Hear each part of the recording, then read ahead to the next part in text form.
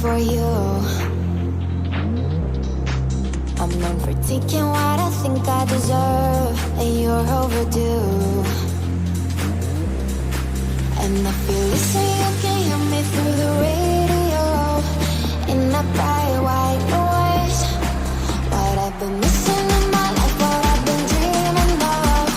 You'll be that girl, you'll be that girl. You'll be everything you want, so let me get up there.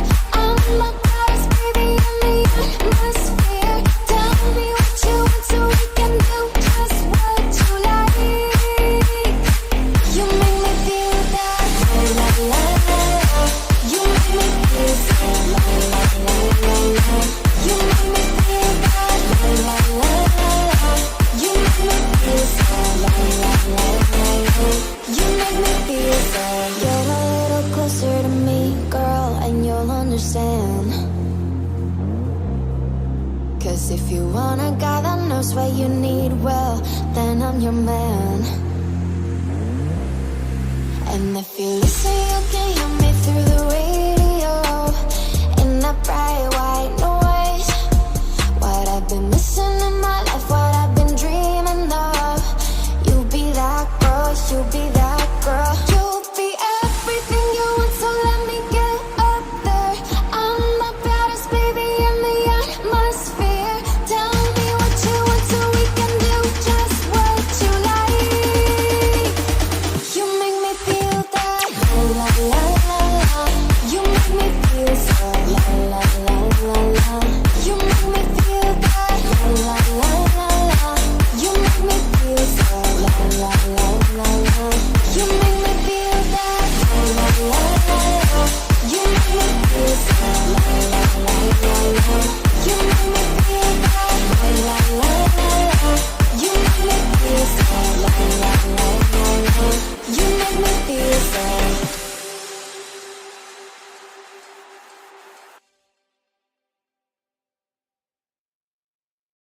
You're just like my favorite song going round and round my head. Like my favorite song going round and round my head. 5 days on the freeway, riding shotgun with you. 2 hearts in the fast lane, we had big dreams in blue. Playing Sweet Child of Mine, and I still feel that line. Where are you now? Where are you now? Hey, it's been too long ago, my love. Where did we go wrong? Too late to turn around. Where are you now? Where are you now? Hey, it's been too long. You're just like my favorite song going round and round my head. Like my favorite song going round and round my head. You're just like my favorite song going round and round my head. Like my favorite song going round and round my head.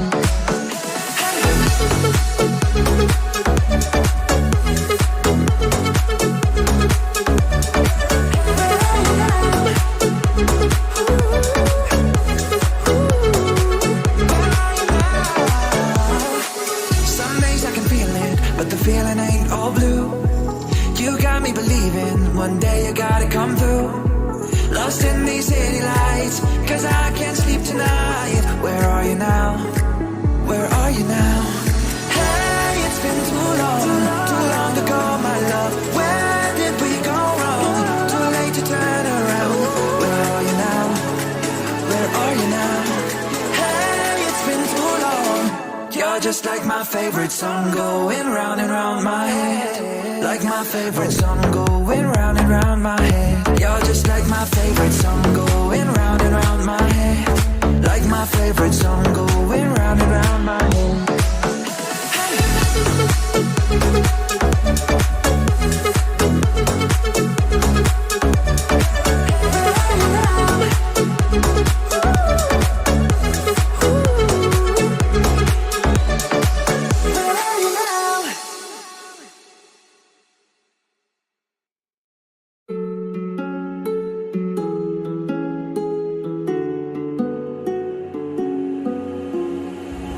I still see your shadows in my room. Can't take back the love that I gave you. It's to the point where I love and I hate you, and I cannot change you, so I must replace you. Easier said than done. I thought you were the one listening to my heart instead of my head. You found another one, but I am the better one. I won't let you forget me. No, I still see your shadows in my room. Can't take back the love that I gave you. It's to the point where I love and I hate you, and I cannot change you, so I must replace you. Easier said than done. I thought you were the one listening to my heart instead of my head. You found another one, but I am the better one. I won't let you forget me. You left me falling and landing inside my grave. I know that you want me dead. I have these lucid dreams where I can't move a thing, thinking of you in my bed, in my bed. I still see your shadows in my room. Can't take back the love that I gave you.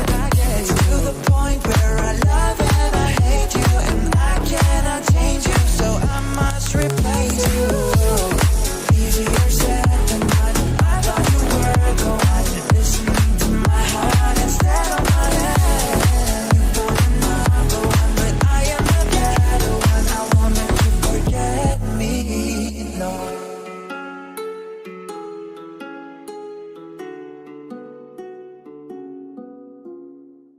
I'm holding on your rope, got me 10 feet off the ground. And I'm hearing what you say, but I just can't make a sound. You tell me that you need me, then you go and cut me down. But wait, you tell me that you're sorry, did I think I'd turn around and say, apologize. It's too late. I said it's too late to apologize. It's too late. Take another chance, take a fall, take a shot for you. And I need you like your heart needs a beat. That's nothing new. Yeah, I love you with the fire red. Now it's turning blue. And you say, sorry like an angel. Heaven let me think was you. But I'm afraid it's too late to apologize.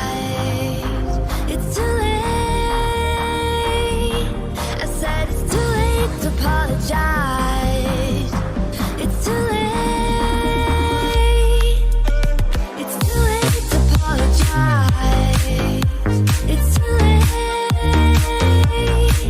I said it's too late to apologize. It's too late. Take another chance, take a fall, take a shot for you. And I need you like your heart needs a beat. That's nothing new. Yeah, yeah. I love you with the fire red. Now it's turning blue. And you say, sorry like an angel. He didn't let me think was you. But I'm afraid.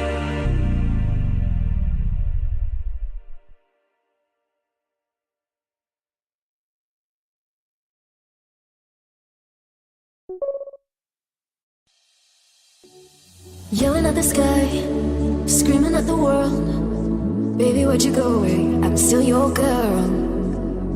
Holding on too tight, head up in the clouds.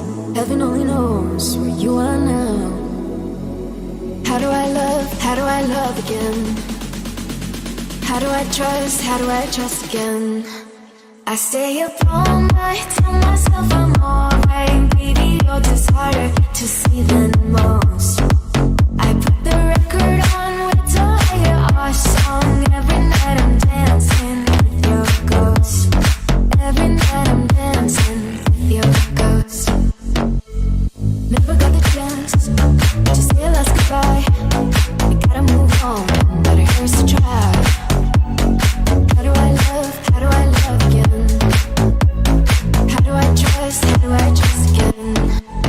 stay up all night, tell myself I'm alright. Baby, you're just harder to see than most. I put the record on, wait till I hear our song. Every night I'm dancing with your ghost. I stay up all night, tell myself I'm alright. Baby, you're just harder to see than most. I put the record on, wait till I hear our song. Every night I'm dancing with your ghost. I stay up all night, tell myself I'm alright. Baby, you're just harder to see than most. I put the record on, wait till I hear our song. Every night I'm dancing with your ghost. Every night I'm dancing with your ghost.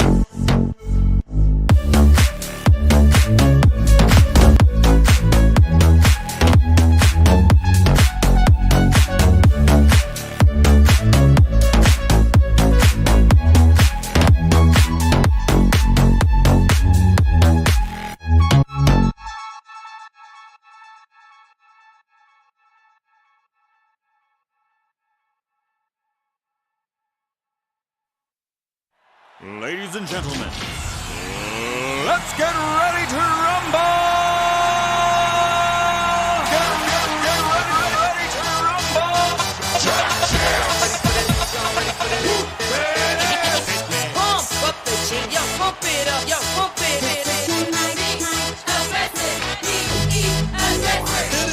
Y'all ready for this? I like to move it, move it.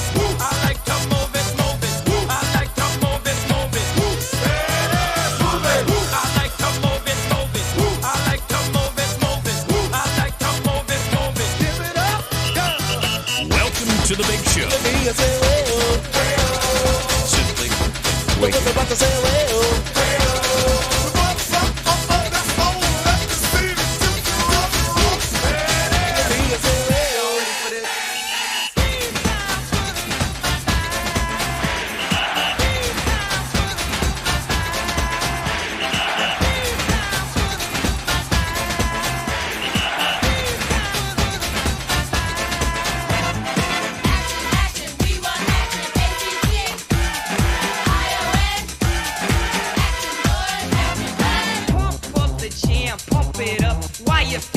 Stumping and the jam is pumping. Look ahead, the crowd is jumping. Pump it up a little more, get the party going on the dance floor. See, cause that's where the party's at, and you find out if you do that. I want a place to stay. Get your booty on the floor tonight, make my day. I want a place to stay. Get your booty on the floor tonight, make my day. Pump up the jam. Pump up the jam, pump up the jam, pump up the jam, pump it up, up.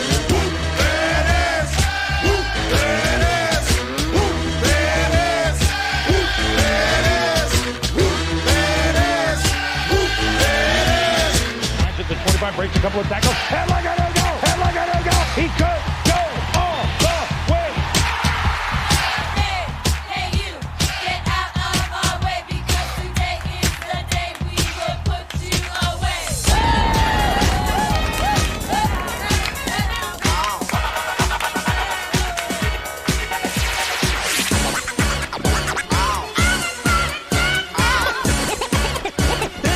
It's fun to stay in the YMCA.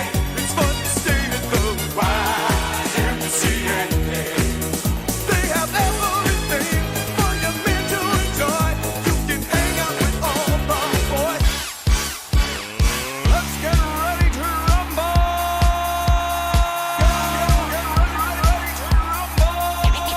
Pump up the jam, yo, pump it up, yo, pump it.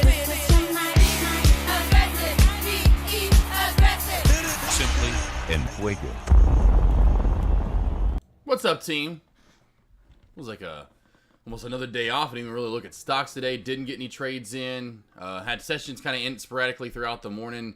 So I was just busy. Really didn't get any trades in. I alerted some good trades early on, other than the trades that are moving up right now. There were two great trades earlier, and they both had the 250 shelf crack, which was pretty awesome. Mob was the first one, or there were two of them. I say the first one. They were 1 and 2. It didn't really matter. This was the latest one that popped up. That my alert was like the 750 and watch for $3 fail, and then I said also I think I also put 250 because I know CMB also had the same. I say same, but it had a shelf to it. Where was it at? Right here, the small one that was being built in. Oh, it was a micro guy, little micro guy. Where is it at? Finally, there it is. Like, where's it at? It's at 2.5. I'm like, get the 2.5, you idiot. So there was it already shorted out because there was a trend line crack to begin with. I was in a session in pre-market and watched this trend line crack happen. I was like, oh, that was just a great short. Another great short in pre-market was another trend line crack right here. We had ARBE with this trend line crack, and it went all the way down, really in the low sixes, honestly, in the end, by the opening bell. L, would you lay down, please? So we had a nice double whammy short at the opening bell. Then we had a good, ARBE was a good, pop up to that $7.65 or so resistance. Had the 1, 2, 3 fails there, then a trend line crack to VWAP cracking on down. Nothing too much. We are trying to hold this little bottom area so far at 635 for the longest time. Watch for a small little U shape here, but again, watch for this to get back to the 735 to possibly 760 area. The other one, and again, back to CMB, it's definitely done for the day, in my opinion, unless it gets some kind of a U shape. But if it does, there's no way we, in my opinion, are going to get back above pre-market highs. This is the U shape I see happening. Something even a fail even lower than that, around like something like this actually, up to about the 250 VWAP area. Now we get over 250 and VWAP and actually hold it for 5, 10, 15, 20 minutes. That will be something different, and then we can actually look at CMB. But two great shorts to start the day. And get rid of these trend lines over here because I've had these in since pre-market.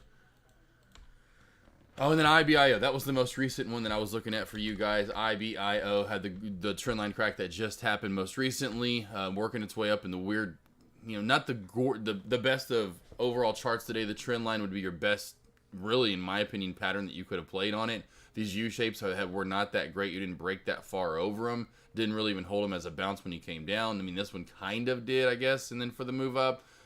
I'm just looking for technical soundness, but you get the trend line crack.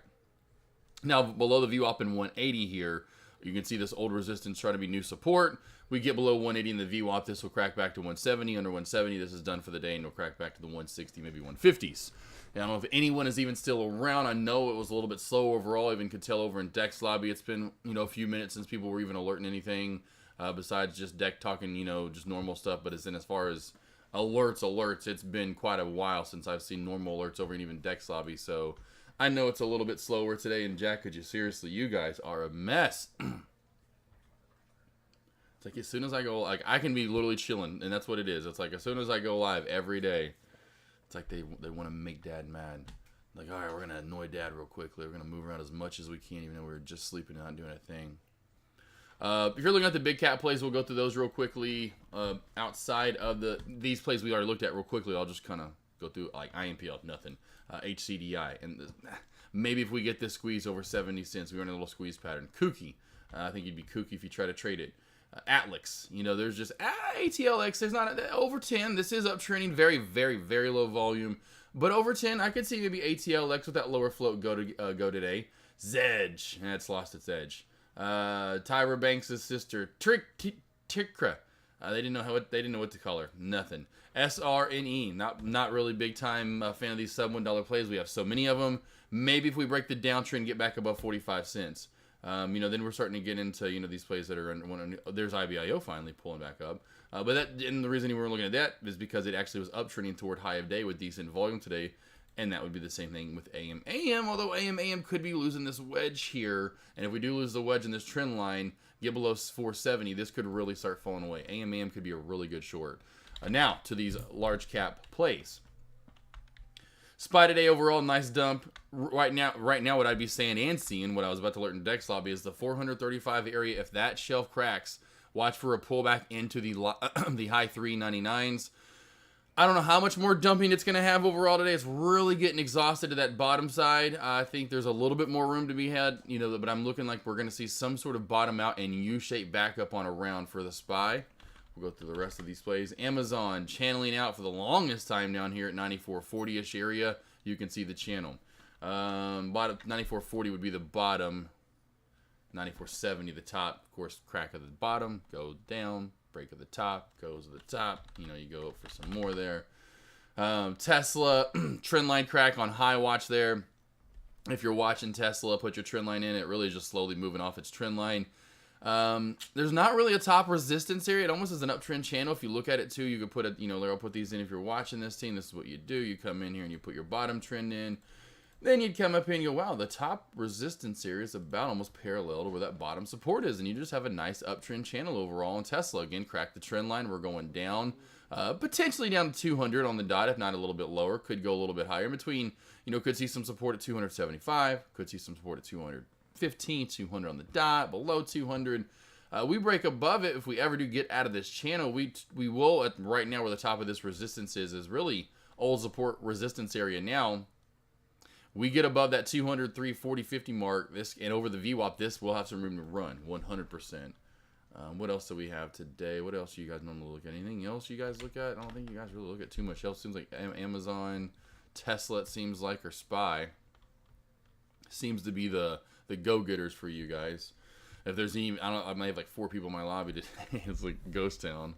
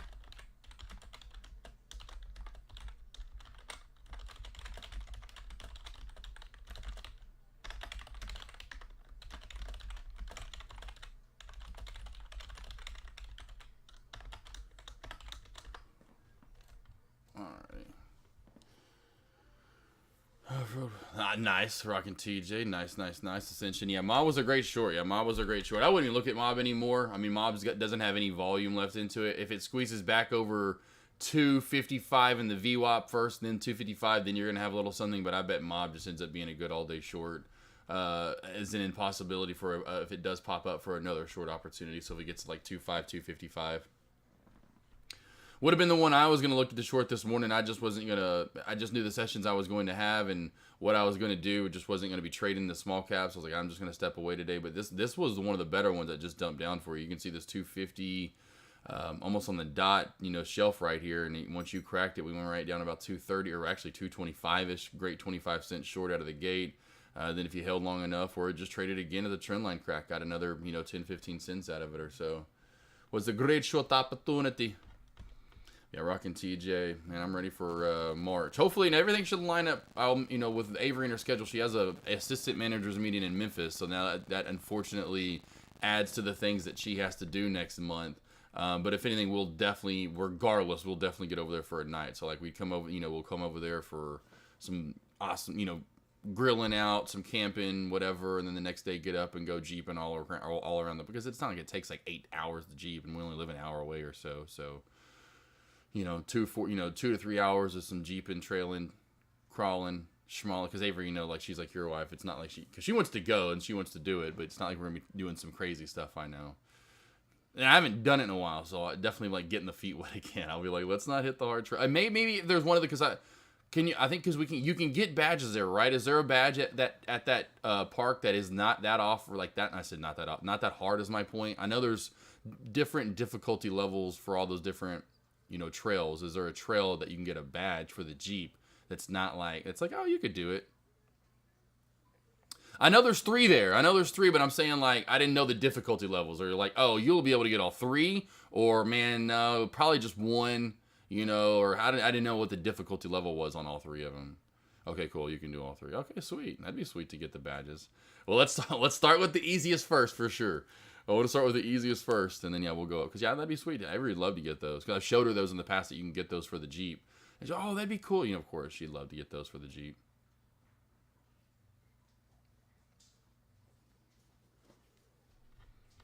And then definitely sometime we'll probably wait till later this year. I'll do. I really will. That's kind of to me is going to be like her 5th anniversary. Point being for our 5th anniversary, her birthday present later this year, our 15-year anniversary, kind of a way of being together.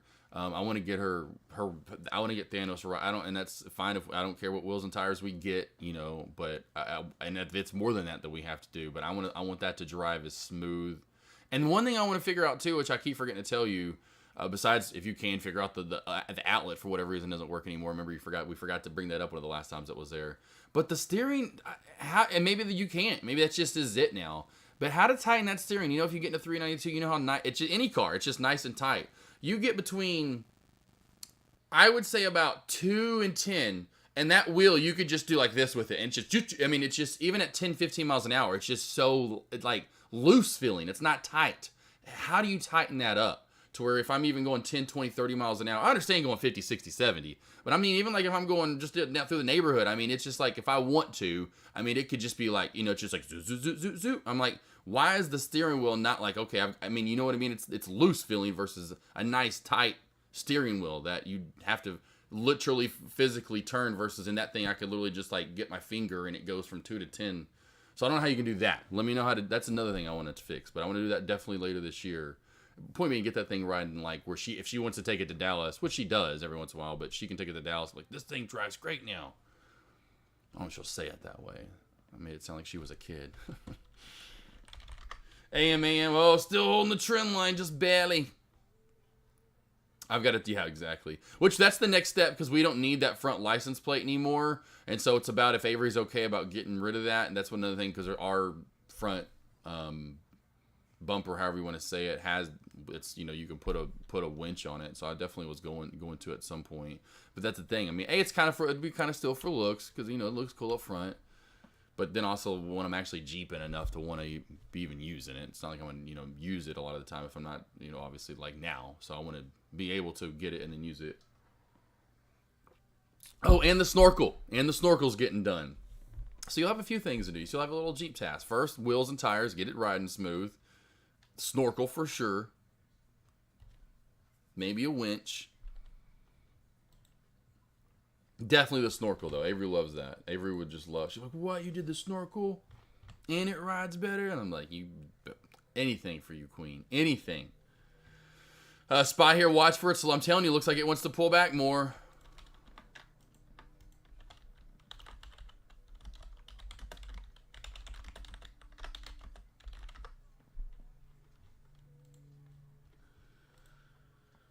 AM, watch for the trend line crack getting tight. Well, I mean, in a way, it's got a what because this is a big triangle. This is a big old triangle, 468 the bottom. That's almost a 60-cent top bottom right there. So when you start that far back, you can, and your trend line's not steep. Your trend line's really almost horizontal, almost for the most part, going on straight out to the right. So one thing, if this was a trend line right here, which it kind of was at one point, then we cracked it. And now I've set this new trend. So there's a lot of room to run to still get tighter and tighter and tighter, essentially, as I'd always say, into this wedge. Does it actually fill it out? We'll see. I mean, this truly has about till the end of lunch commentary to fill out.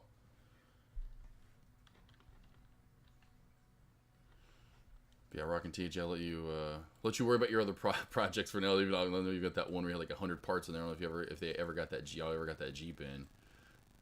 But yeah, man, that's definitely a done deal. I mean, we may have to start doing it in September because I want it done for her birthday. So we'll figure it out though. We'll probably start it in September. Well, I'm sure you'll probably knock it out in a couple days or a day or whatever. But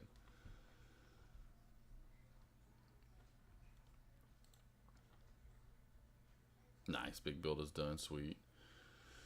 Yeah, I'm ready to. Because even just drive, obviously, after driving, the X3, I haven't been in it in a while, Thanos, and I drove it. Where did I drive it recently? So we drive, obviously, she drove it to Dallas, which you know that because I had to come over to your shop and drop off the last X3. But, so we still, which, that's the thing. We haven't actually had to plug it up recently because we've been driving it enough, so the whole battery situation, remember.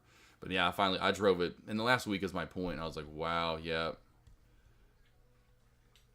Want to get this done for her. I understand what she means. I can't imagine driving that for 4 or 5 hours, or if she wants to take it to the Little Rock stores and it's a 20-30 minute drive. I'm like, I want to get this nice and firm, get that drive nice and as best as you obviously as we can to getting it to firm and then like a JK. Or I should say a JL. It is a JK for sure. It reeks of a JK. Especially after what we've done.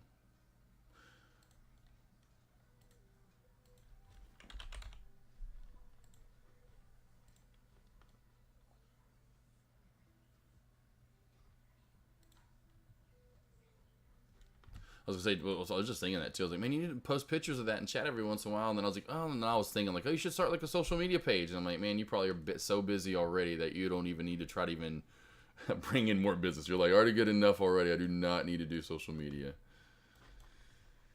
IBIO still holding up a little bit right now. I told you AMAM still top stock to watch in the small cap world. Underneath that, you're going to these small under $1 plays that just aren't worth it. You know, it's just, these are just super low volume. Nothing really going on in them overall. Overall, just these plays over the past year, these sub $1 plays, I'd say a handful have pushed through $1, and we've seen some good spikes. Majority, and I mean 80+% of them have, you know, they've popped up and they've fallen off. See, just loving how these plays, well, just have been great shorts. I mean, tomorrow, since what I've seen from the day and last week, seen just great short opportunities. So tomorrow, 100%, I'll be looking to get some shorts in. IBIO does have the 180 kind of sandwichy area being built up. Old resistance, new support. I'll put this line in that it's really holding in as of right now. Once that cracks, and it's not really that far down into that resistance area, you can tell it's right at the tip of it. But when it cracks that, this definitely will see a nice pullback from IBIO. Mark this as blue for now. There's your sandwich area. Let's see. Inverso. Yeah, for now, for the most part, I mean, like I've said recently over the past month and a half, I was trading options with the SPY. I would say a lot more so in obviously just last year. Not that I traded it that much. There have been times that I've been wanting to trade it, and right now, you know, there have been, you know, recently, because the small cap world has been a little bit slower. But yeah, for the most part, we'll just answer the question, you know, yes. Do I want to get into options? And I have, yes. How much more have I gotten into options lately? Not a lot. So I know there's a time and a place that I'll eventually do it more, but I just don't do it. I mean, now it's mid caps as well. I mean, I trade shares. Let's just, to be like honest between the real question, I trade shares more than contracts. So I'm not opposed to trading mid-cap plays, you know, that move up to 30, 40, you know, that are 30, 40, $50, or 100 plays that are $100. I just typically trade the small caps. I just got used to them, still stuck with them. I mean, and then if you're a little bit newer to chat, that's all we traded in chat. And this whole entire, talking about TradeCaster. I mean, like, up until last year's seminar, which was in late May of last year. A little shout out to last year's seminar real quick. Let's go a little shout out to last year's seminar. Last year's seminar. Where's it at? Where you at? Where you at? Where we at? Here we go. There we go. All the guest speakers up on stage. There we go. Last year's seminar. So, me, Deck, small cap traders. You know, me and Deck were small cap traders. Up into that seminar, even I remember because day trade professor that is there was like, man, I don't know how do you guys do that, and especially Deck, because Deck stream live every day, and you know he knew who I was, but I'm not near as big as Deck. Don't really stream nearly as much as Deck. Deck's been doing it for a while, streaming every day, trading small caps. He's like, I don't know how you do that, man. You know, I love Day Trade Professor, his energy and just his personality. And exactly. I mean, it's different. It's different, difficult, but regardless, even at the seminar, Deck traded SIGA. It was when was at $10. All small caps. Very rarely. I mean, I would say Deck did into late 2020 and especially into 2021 start trading Teslas of the world a little bit more, but never SPY. You know, never the SPY. It was always like Tesla. It was always a stock. But here and there, not a lot. You know, I'd say maybe still up until the seminar, 80% of his trades were small cap. At least 60, 70%.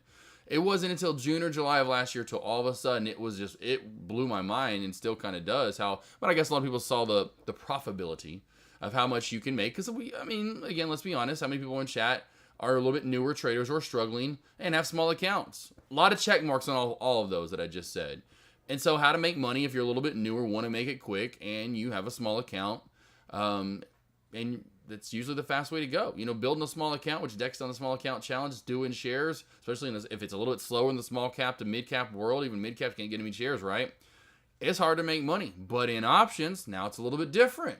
Now we opened up a door, right, to Pandora's box, so to speak. And so traders are starting to see the light of making good money without having to have a big account. Again, you can still lose quickly and then lose just as much as just as fast. People just see it as, hey, I can make way more, though. So I will get into it. I know, and that's why I literally one of the sessions I had this morning talked about that. And yeah, truly, yes, you can make way more money faster. Again, because you think about it, more contracts. Just say like when Kush or even Dex gotten 100 contracts, well, that's 100 shares times 100, right? How many times do we go out and actually get that many shares of that actual ticker that they'd be trading? Not that often, if ever. So that just shows you the difference between going, man, I can get this many shares essentially and trade this ticker, so to speak. It just, like I said, it kind of opens Pandora's box to making more money quickly. And knowing that, hey, yeah, once I, really dive, I think I want to break down charting just a little bit more, not only on SPY, but then finish off my Thanos essentially analogy of destroying the small cap universe and galaxy or whatever you want to word it as, and saying, hey, this one's mine. I'll destroy it right now. Thank you for leaving it, and I'll just continue to slice it up and dice it up. And really kind of wanted to get hot again, so I feel like I know I can go long, I can go short. Although I predicted and then called out a lot of longs recently, even went long recently in lunch hours for chat, but I just want to get that fully down so I'll really start moving over to options a little bit more. And then just, take an hour and just know, hey, I'm going to take an hour every day, an hour and a half every day to start doing some options. And then know that 3 to 6 months in, it'll probably take that long, I'll get it down. And that's kind of my goal for this year, so by the end of this year, it's truly another pitch to the repertoire to where I can go long or short with shares, and then now I can do options.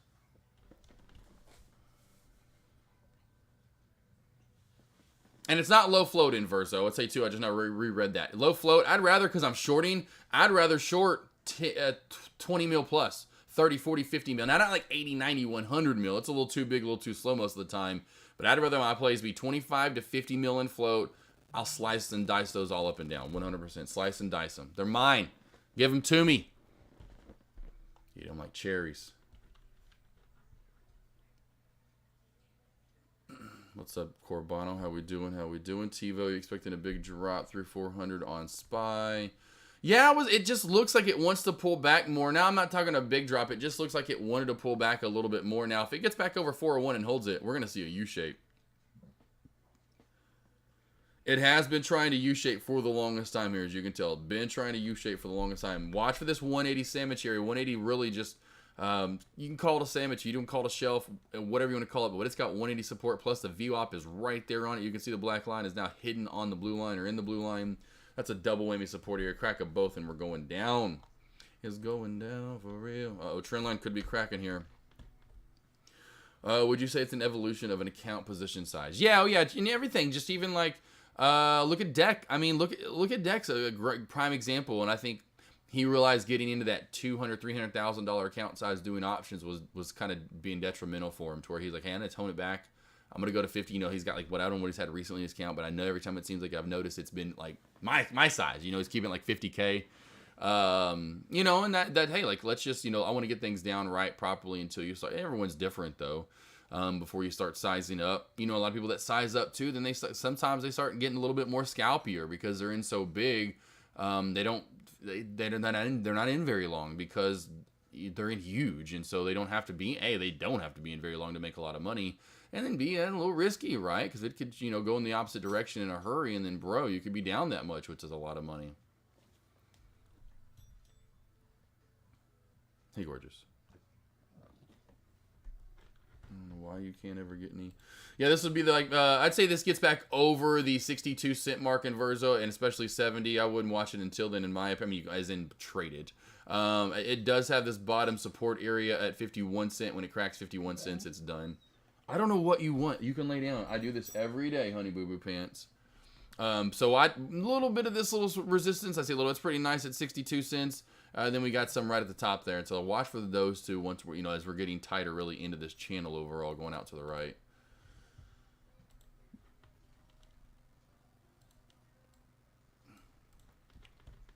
Yeah, Deck's been doing it for a long time too. It's crazy to watch. I challenged Deck. That's the thing. I was like, I challenge you, Deck, to trade with 8 dogs around you, and 2 of them are puppies. Oh, and 2 cats.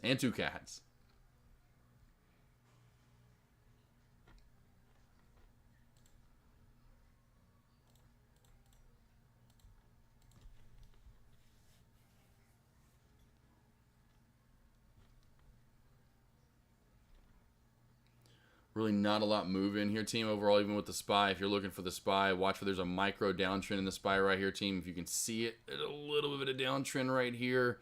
Watch for that downtrend break, and if we get back over 401, this area right here is going to be super crucial. L, no one wants to play. You are seriously L. Come here, lay down. Next time I say your name, you're literally going to bed. Lay down. Lay down. Lay down. Lay down. Next time I say your name, going to bed. And then over 401, I'd say this probably moves up to about the 401.60 mark, possibly to the 402 mark overall where the VWAP's at. You can see there's a lot of resistance there from early in the day as well. All right, hold on one sec, team. She is going to bed. I'll be right back. This is how we discipline dogs. When I lose control. Barbara Streisand.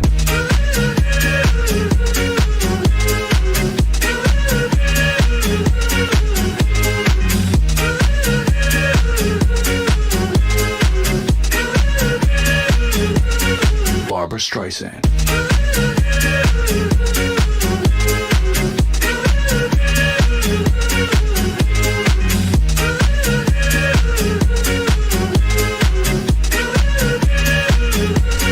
Barbara Streisand.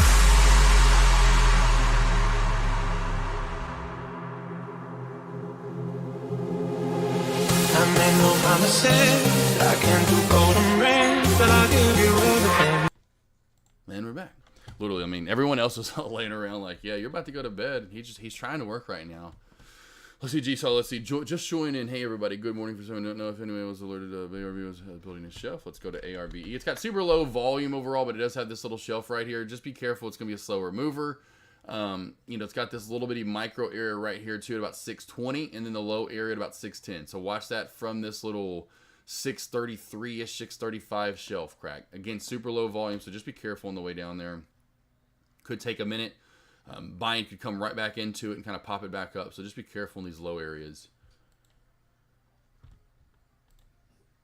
Oh, Kooky making the run back up here. Watch for 130 resistance. I did see Kooky back over the 110 mark. That's the one area I was kind of looking for because the VWAP was there. If it holds this 110 area, watch for KUKE Kooky. Nice little pop back up. Mob's done, so I will watch just in case. Kooky over here as well. KUKE. What's up, Love Chip? Let's see. Cheers to the story. Let's see. Oh yeah, Love Chip. Yeah, well, they share. I don't send them to you all the time, but every time, like Dragging, even actually, Pro Tuning Freaks or Boot Mod, whatever you want to call it, BM3, they'll always like the last one because I think about it, man. I was like, man, I wish there was like. I lived in a bigger area. Like I wish I was still in, Texas, and I would have drove down to Houston. Point being, I really wish I could have run against other original X, because it was an X3, like 20. It was a 28i is what it was. It was a 28i, and to run against, and even the 35i's, I would have run against those. I would love to, even see if they were tuned to see it, because to get it 5 flat, that was stupid. But they always would share that. But I'm still kind of proud, especially after this last weekend. There was like this thing I saw on Vice. It was some icons. I forgot what it's called, but it was something about the Fast and the Furious and the whole entire trilogy or whatever. It all goes back to that Eclipse, and I actually ended up getting a Mitsubishi, upgraded turbo for it. So it was just kind of how funny and weird full circle that came in the end. Yeah, they always share my stuff, but yeah, I was like, that's what's up, man. I like it. But yeah, that X3M comp is just stupid. 3.5 stock, like that's stupid. And on the road I'm on too, if I'm on like a normal real road for track, I'm on an access road, and in Arkansas, so some of them aren't that great. And it's anyway, it's so funny. Failure right here on this 125 to 130. Yeah, Love Chip. I should have sent them over. I've shared some of them that they share. I reshare some of them, but yeah, like the one with the X3, that's still kind of. I'm like, man, I got that from 6.3 0 to 60. To 5 flat. And what's crazy about that, I go back and look at all those cars, and I know we go back, sorry, I'm to my left talking about cars, but you go back and look at even cars in the early 2000s, like when Fast and Furious movies came out. Those cars were slow. It was like if a car had 300, 400 horsepower, it was crazy. Or if it went 0 to 60 in 4.5, 5 seconds even, it was fast. Like I go back to like some of those cars that were in there in stock, what they did, like running in the 5s and the 6s.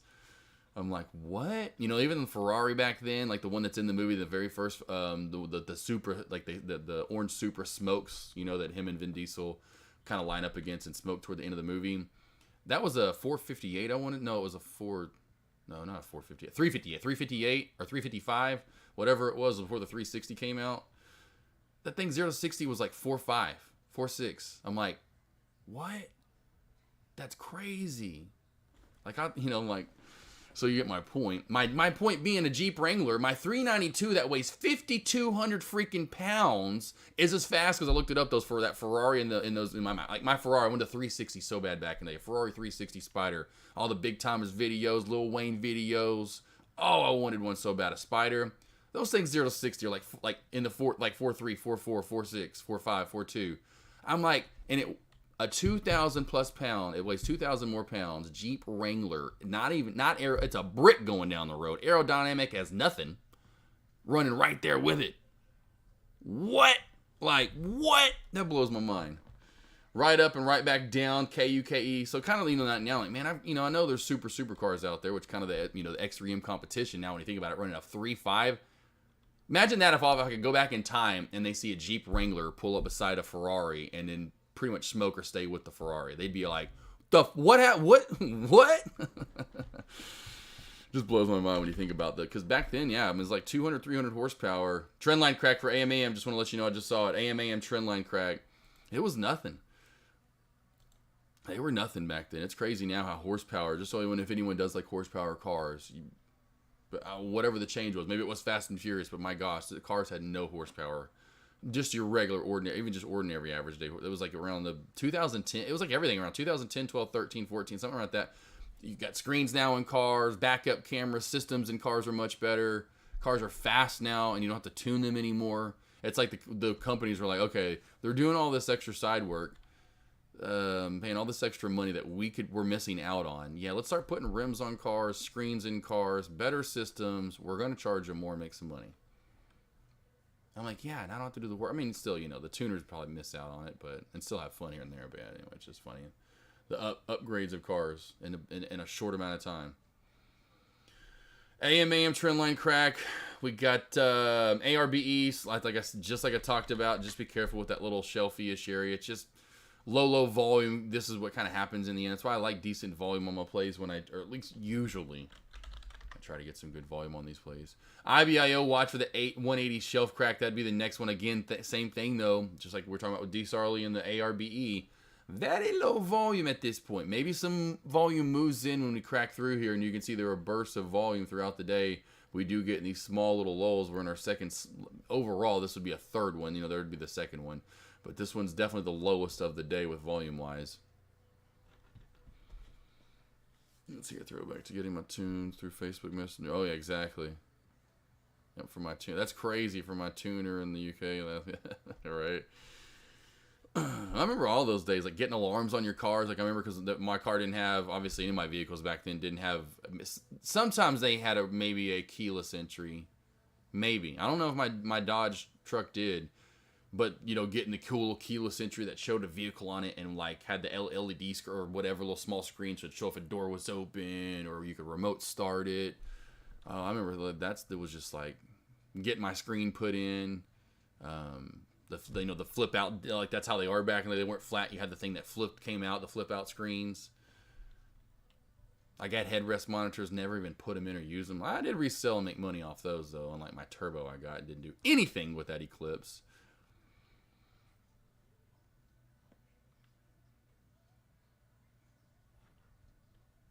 That's awesome, Love Chip. That's crazy. That's cool, yeah. I mean, that's definitely, that was the old school days, man. I mean, kind of like Racer X. I mean, even how Fast and Furious started. Oh, which, by the way, I just, off this talk, I do have a great, now off of this weekend, perfect, next time I do giveaways, question for you guys. So next time I do giveaways, I have a perfect question now, trivia question, that only, and you'll have to Google it if you don't know, but only Fast and Furious fans will know. That actually has something a little bit to do with me as well. That I was like, oh man, I forgot about that. And I actually kind of didn't even know really in the end. I was like, maybe I remember that back in the day because I think I watched it after I rewatched it. Anyway, I got a good question now. Yeah, those were the good days, going back and getting just price gouged out the wazoo at certain places and knew it. But going in and like, yeah, how much? Because you wanted to upgrade your stereos, and you want a new CD player in there, some speakers or whatever it is, and how much they charge you, and then the installation, and I'd be like, $3,000? I'm like, what? I'm doing this myself. And then if you knew people that play, or anyway, but yeah, it was funny how that was tinting your windows, getting systems done, wheels on cars. I remember it was so funny. Even just literally this last weekend, a girl I go to high school with and follow on Facebook, she reshared a memory from forever ago. Of course, because Facebook's been around for 100 years. From like 2006, she reposted her Honda Civic at the time with wheels on it. She had a Honda Civic with wheels on it in 2006. But I remember that was all the rage. Like even after literally like I was watching that little special. Like literally, I remember I probably did the same thing, leaving like the first or even second Fast and the Furious movie. And they all were like, yeah, we knew we created something after that first, screening out in LA, and then everyone literally pretty much that left, like, got it in their cars, the people that saw the movie, and all peeled out. They were all like, yeah, they were all like doing like, wanted to go fast now. Like, I remember this. I remember that feeling. What's up, Amish? How we doing, boss? Really slow right now. Finally going to get maybe IBIO to get the 180 shelf crack, AM over here. Got the trend line crack so far, nothing too crazy. We got a decent 10-15 cent short out of that. Really not a lot going on. We did see KUKE, Kookie, over here get a little pop and drop again. Drop not nearly, or the pop wasn't as significant either as the first time around. We are holding this overall trend line since we're all looking at it continuously. I will put the uptrend channel in it. It's hard to really say where you want to do it, right? It's not the prettiest of uptrends. I will situate this as best I can, team. Again, know that this could easily somehow crack it and still somehow maintain. I'll say that is my trend line as of right now for KUKE, or Kookie. Kookie for Cocoa Puffs. Man, I had some Cocoa Puffs in a minute. That sounds good. We are getting that micro downtrend break, because I talked about with the SPY here. Micro downtrends finally breaking over 401. This does have room to 401.60. Let's see. Is Paul Walker? I think they're going to do throwbacks or whatever it's called. I forgot what it's called. Not throwbacks, but what is the term now? I'm so out of the loop. But when they go back, archival material. So that's what it's called, archive material. So it'll be like, I think they're doing the bad guy from Fast 5 2 or Fast 4. But point being, because I think he may have passed if I'm not mistaken. But point being, it'll be archival footage. So it'll be what they do is they go back and find they'll write. Here's what they do essentially. They will write scenes for Paul Walker, and his brother's going to fill in.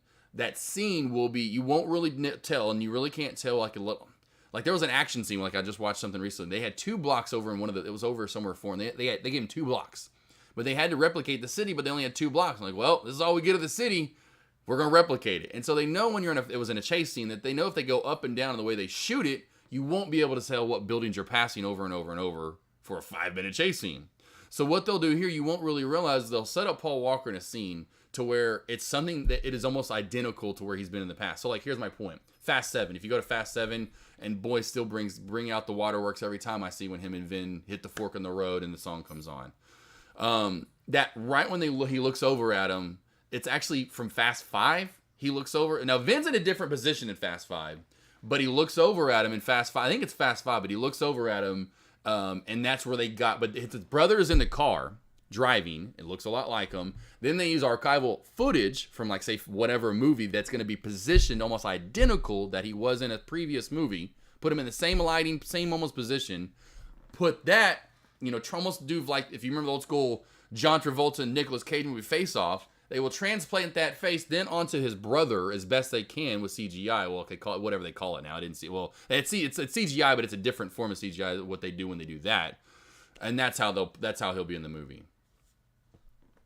So kind of going, but that's how they do it though, which is really cool. But they'll put him in a spot where he's been in a previous movie, same head position, same everything, same lighting, same clothing. Really cool. Will be pretty similar, and then they'll overlay his face. Overlay his brother's, because his brother will be the one standing there, and then they'll overlay his brother's face with Paul's face.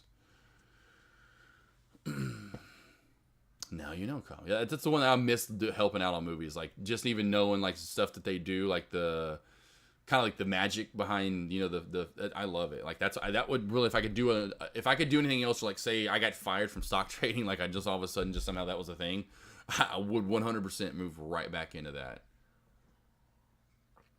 I worked more in sound. like I helped out the sound engineer, so it was like always putting in like essentially you see a movie, all that stuff's not recorded, sounds not. They've got to insert all that sound. Like when you hear a car revving, they're not like, all right, well we got to get this mic right behind the car, and that's not how they capture the sound. That's I say me's, but that's what would have been me's of the world that they'd come in afterward and they get the shot, and they have got the shot. What's going to be in the movie, and then now they've got to go then overlay and find. Like prime example, when I watched the special, they had to figure out like in Fast 5 when they ripped out the safe and it's going down the road. They're like, what sound can we replicate a safe going down the road? You know, how can shatter glass got it, broken trees, whatever got it, hitting the cars got it, but going against the ground, you know, and then tumbling. And so that took a lot of effort for them to try to figure out how to then, you know, overlay sound for what does that sound like, right? In Verso, my wife literally, because it's based on a true story, my wife was literally like, and I was like, hell yeah, she literally brought up, we got to go see this. And I'm like, Cocaine Bear, hell yeah. Like I was laughing. My wife brought it up. I'm like, that's my wife though. She wants to go see Cocaine Bear. I'm like, I'm so down. Like if the first movie we see this year is probably going to be Cocaine Bear. Like that just shows you. It looks pretty, it actually does look pretty good. I figured out it was so slow, so I spent my more trying to dig stuff out of the pile. Yes, there you go, Amish. There you go, Amish. Snow, now there's AI that does text to video. Cocaine Bear looks, but that's so funny. I host Snow. Yeah, that's my wife though for you. I'm like, okay, I'm down. All right, little Cocaine Bear. We'll see what it's got. I had a feeling because I know Sniz will come over at some point. The whole Ant-Man, Malika and the Wasp. I like the Wasp. She's pretty. But love Paul Rudd too. Good looking, funny guy. Gotta love him. Again, go love him with the other guys. If you have not seen the other guys, it's pretty dumb, but him and Jason Segel. And if you're a fan of Rush the band, you will love, not other guys. I Love You Man. It's called I Love You Man. It's called I Love You Man. Now I'm thinking of the other guys, and I'm thinking of Will Ferrell and Mark Wahlberg movie. CJJD, super low flow play. We've seen this pop, I'd say, almost a handful of times over the past couple of months. A lot more of it, actually, now that I didn't realize it was that long ago now, but most of it was actually in December. Couple of pops here recently here in February. But yeah, the new Ant-Man and Wasp movie, I had a feeling that wasn't going to do so well. And I was like, I don't want to go waste movie on that in the theaters. I'm not doing that one. Wife wants to see the new Mario movie too. She saw the preview for that. Well, a lot of them during the Super Bowl that are coming up soon that we finally get to see. And that was the last cool thing too with, when we've talked about this recently, Love Chip. Of course, in Verso, Paul Walker again, but that's my man. You know, I love Paul Walker. It's definitely the first time I cried. I mean, literally when he died and the way he died, I'm like, you got to be kidding me, especially in the making of the movie. But how they did it in Fast 7 and sent him off, cry almost probably every single time. But yeah, just super duper crazy sad, honestly, in the end.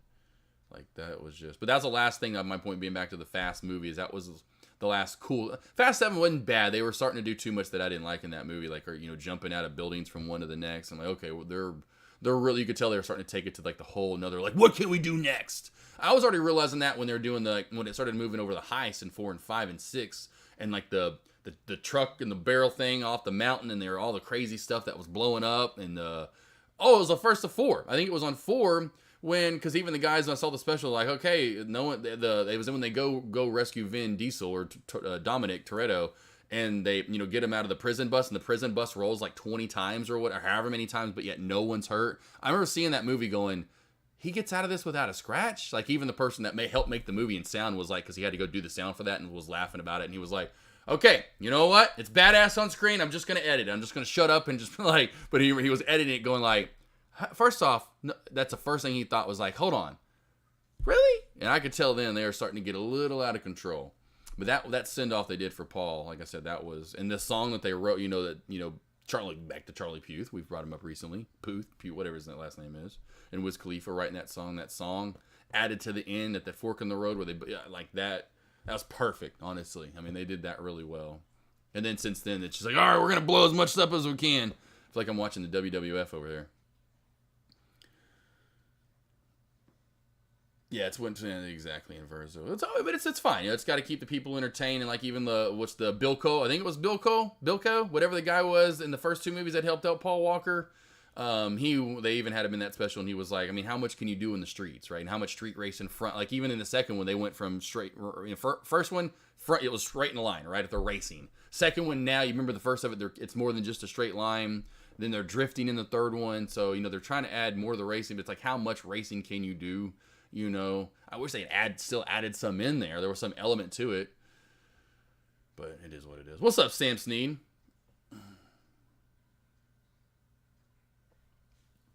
CJJD's popping up because the slow float play. If we get over this $7.95, $8 resistance area, this could start to squeeze. And this is why I'm watching a little bit more. You can see this doesn't have a lot of resistance up. So CJJD, if it gets over 8 and holds, watch out.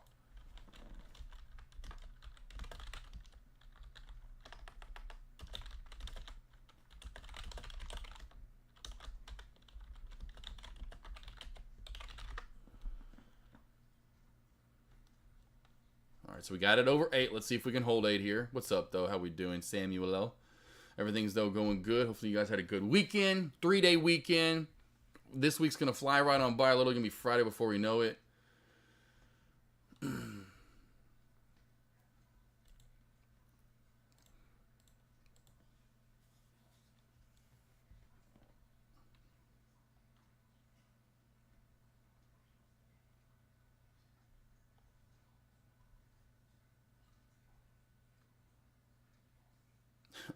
I wish that still kind of makes me laugh just seeing that what's up, the way the what's up suckers. It makes me think of the movie I'm gonna get you sucker. What's up suckers? Or then it makes me think of oh my gosh, McLovin. That's another good movie. If you've never seen Superbad, Superbad is great. If you've never seen Superbad, you've got to see Superbad.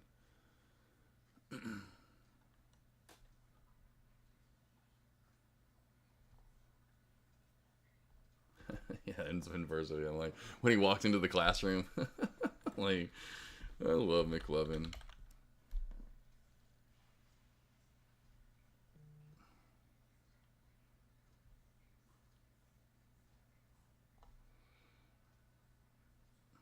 Oh, I just want to see this. I haven't seen the license plate or the driver's license in the longest time. It's so hilarious. Oh, come on, CJDD. Hold $8 so we can get a good little breakout play. Hold $8. Come on. We can hold $8 so we can probably get a decent breakout. Other than that, we're really not seeing too much movement here. AMA with the trend line crack. IBIO dying off. It hasn't really cracked back, so IBIO is still unwatched. AMAM, as I talked about, trend line crack really down below the VWAP. Gets below 4 or 5. This is really going to die off more. So CJJD would be the main stock to look at least as far as small cap plays. Let me know if there's another ticker or play you want me to look at. I will check it out for you. The SPY here team, again, like I talked about, over 401. We can see that U-shape take off even more and move up to the 401.60 mark. What do we have here with Tesla? I look at Tesla today so far. I thought I did on Thinkorswim. I guess I didn't. Nice, finally the break out of the channel right here. 202 was the top or so. 201, was sort of the bottom over about an hour's worth of channel right here. Finally breaking outside of it. Does have room overall about the 204 mark. That's awesome. Just watched it the other night, Kyle. That's awesome. Yeah, definitely like me some old school. Oh, old school, man, I'm all over. Now I'm all over. Now I'm going back to even now more movies. I'm just going to keep bringing up other stuff, but I'm actually going to say Superbad. Yeah, Superbad was great. Obviously a lot of characters in that movie, or actors, actresses, however you want to say it, though, but a lot of people to go through and what they're covering. But yeah, it was what's, unfortunate, I say unfortunate, but just even that, going back to you don't really see, unless, again, you get part of a trilogy, it's very, a super overextended one like a Fast and Furious or, dealing with Marvel movies. You don't really see people that get, really, you get 10 to 15-year runs anymore, it seems like, and then people, you just don't really see them much anymore. That or they just make enough money, really, compared to what they used to make, and they don't have to work their ass off. And there's not many actors like your Morgan Freemans or Samuel L. Jacksons of the world that have to be in 800 movies by the time they die and just want to work. But yeah, you just don't see those guys anymore. Like any of the guys hardly even that were in Superbad. If you think about even the funniest of the funnies that were older at the time, like Seth Rogen or Bill Hader. You don't really see Seth Rogen or Bill Hader anymore. I mean, if anything, kind of behind. I'm sure they do a lot of the more behind the scenes stuff, but you don't see Michael Cera. You don't see what's his name? Oh my gosh, because it was actually what's funny. Their best friend he's in all kinds of stuff. He was actually in a movie Accepted that was literally just on before I started with Justin Long. Oh, who's the big guy's name? And he kind of fluctuates with weight and tries to lose weight, and now he's gained weight. And everyone always says you're always funnier when you're fatter. That kind of joke, which is kind of mean to those people. But I'm like, hey, I understand. Oh gosh, what's his name? But was in Jonah Hill. Yes, Jonah Hill was in a ton of stuff there for a while. Jonah Hill's stupid funny. I love Jonah Hill, but you don't see Jonah Hill anymore. Yeah, I used to see those guys all the time. You know what I'm saying? That's what I've just noticed with Hollywood too. I'm glad I didn't try to go into acting. You would have had, unless you're just a stud or again get attached. Because I was even thinking that the other day. Was thinking that yesterday. Because I was getting. It was just that's when I saw this thing that it's on Vice. This little kind of mini doc that they did on. God, CJJD. What a dump. Oh, what a dumpinator. Jeez. Well, there goes lunch hour fun. But I was even in my head thinking, like, what would... I'm like, oh, he'd just be like... I mean, like, what Vin Diesel or what Tyrese or what any of those guys... You know, even like Ludacris making music. They make so much money now from doing one Fast and the Furious movie. I mean, like, at my point, I'm like, I wonder Paul Walker what he'd be if he would have acted and done any more. I'm like, nah, maybe an extra film here and there, but he's attached to Fast. He doesn't have to do anything else. Kooky! And the Cocoa Puffs with the trend line crack. This is definitely gonna not. If it does pop up, it is a new, completely different trend or whatever overall. But that trend has now cracked overall. And it's crazy to think too. I was thinking if that didn't happen, that would the trilogy were they planning on work getting it done in the 20-year time frame? Because you think about it, they would have. I figure they would have done something. Maybe they did in 2001, but they didn't. Did they? I think that's maybe when they released Fast 10. I can't remember. It was in 2001, but that was a 20-year anniversary of the first one, The Fast and the Furious.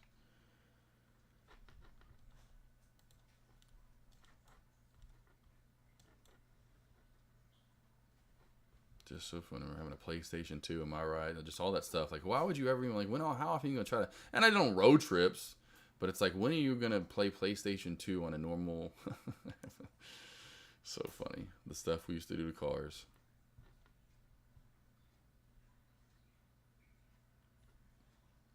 AM just working its way on down. What a great short opportunity right there. Trendline crack AM right back on down.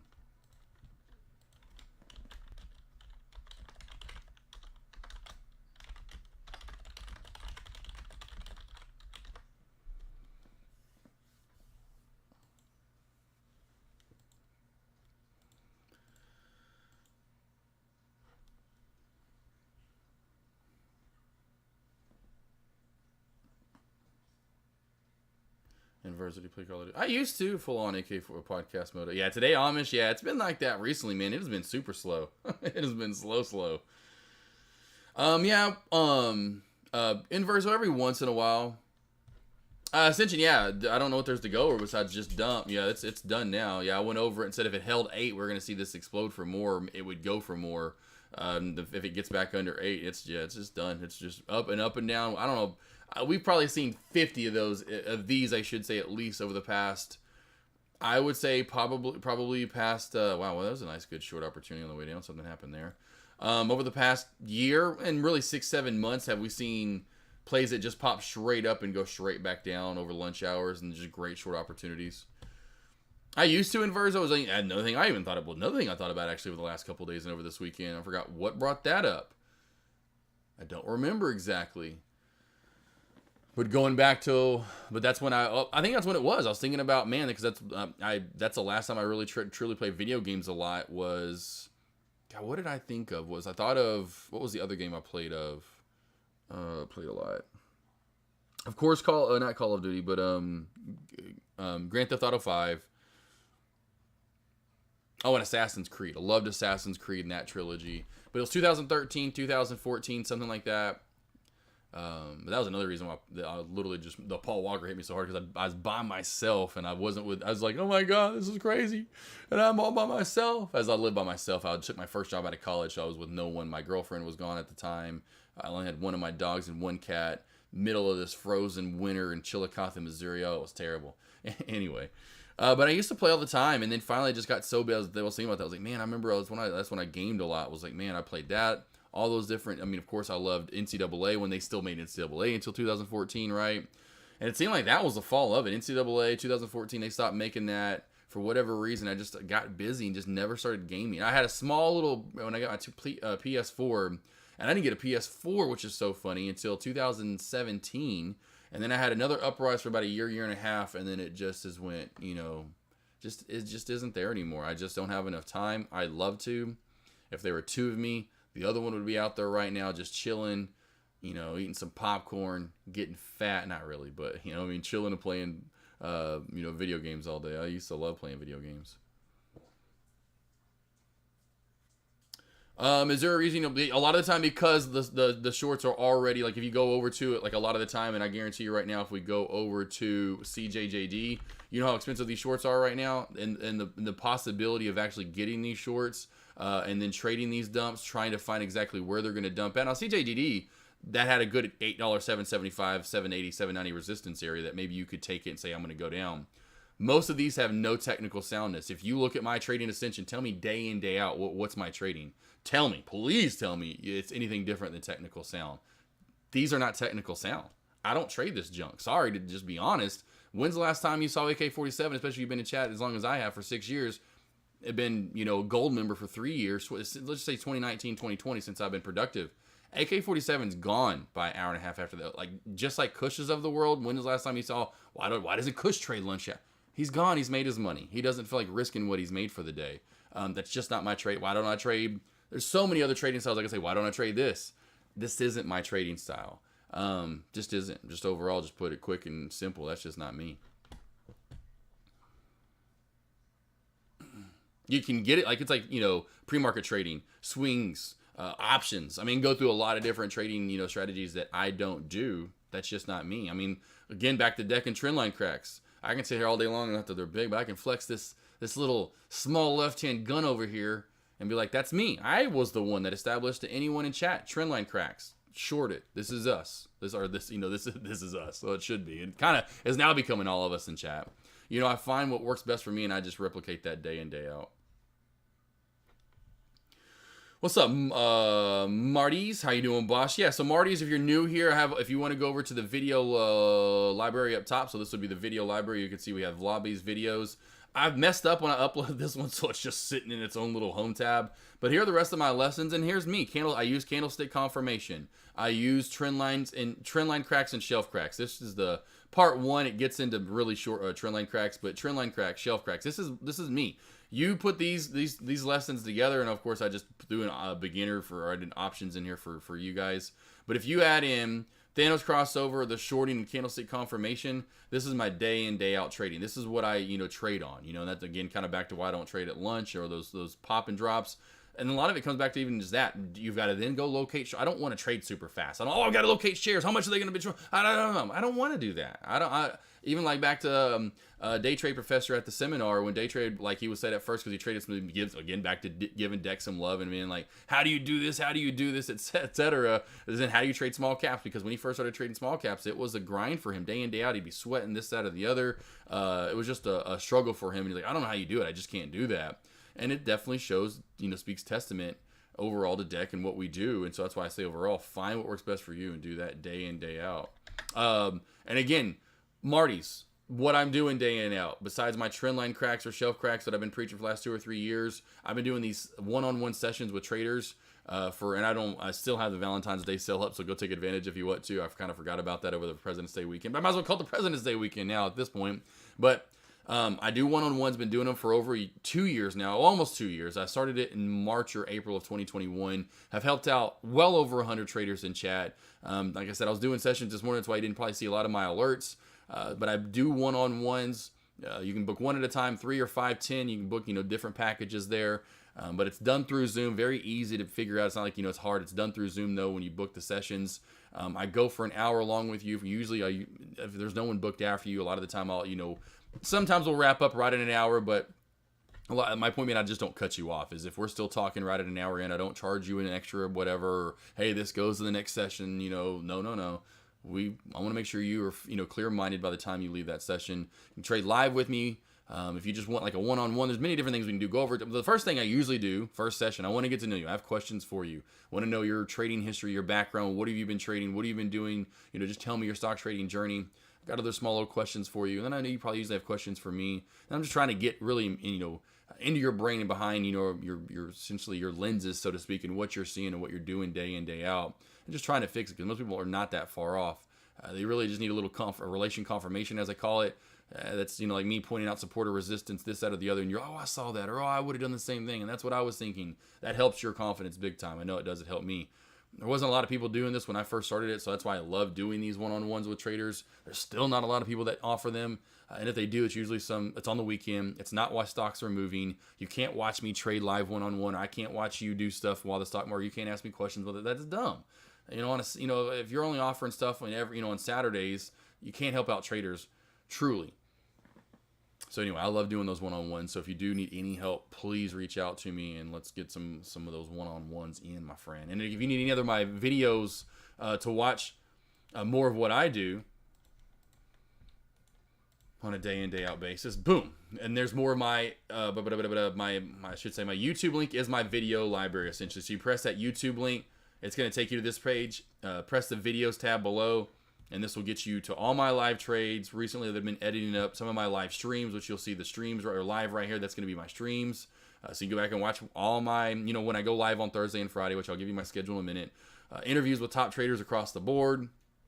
Of course, all kinds of lessons in here. Just scroll through there. You will see all kinds of lessons and, of course, recaps to you name it. Really just recapping, I've been just me overall. It used to be deckmartrades.com. Now it's tradecaster.com. February 2017 was my very first month, and been here ever since. I've never been in any other chat room. I've grown from the bottom, I say to the top, but here goes Atlix. I had a feeling that this could get over 10. ATLX, the new one to watch if it stays over 10. So kind of worked my way up to being a gold member from being a newbie. Didn't ever say anything. Was just a struggle of a trader. I can give you that whole spiel if you need to, but I started with $3,000 essentially and struggled a lot the first couple of years and just didn't really know what I was doing. Plus I had a full-time job. Wasn't taking it seriously. Wasn't until it took my second $1,000 loss on that $3,000 account that I finally kind of stepped back and really started tracking my trades and taking it seriously, especially if this is what I wanted to do for a living. 2018 started going live all the time again. Never looked back. Made 25K in 2018 off 3K, and this is living off of it too, so I have to take money out of it every couple of 2 or 3 months to live off of it, as well as the other side jobs I had at the time, and the little small incomes that I brought in. But 25K in 2018, 50K in 2019, 100K in 2020. Finally stopped taking money out in 2020. And then the last couple of years I made 170,000 a piece. So 170 in 2021, 170 in 2022 essentially. We started going live for Deck on Fridays in May or June, somewhere in there of 2020. He asked me, just literally text me, hey, you want to go live for me? I always would bug him because I was doing those recaps on Instagram and YouTube that you'll see if you go and start following me. Subscribe. There's my Instagram and YouTube links. But I started doing recaps, and actually that's my second Instagram because I was somehow, I guess, getting popular enough, crazy enough too. Me and Deck both had our trading, stock trading profiles on Instagram taken down within months of each other because we were the one being essentially imposters, and the fake accounts actually stayed up longer than ours did. Even though ours had been up longer, and I'd been around since 2012, Deck since like 2014 or 15. You could go back and see that we'd been posting for forever. You could go to the fake accounts and see that it'd be all posted on the same day. Yet somehow we get our accounts taken, and we never get that info back. Never get that stuff back.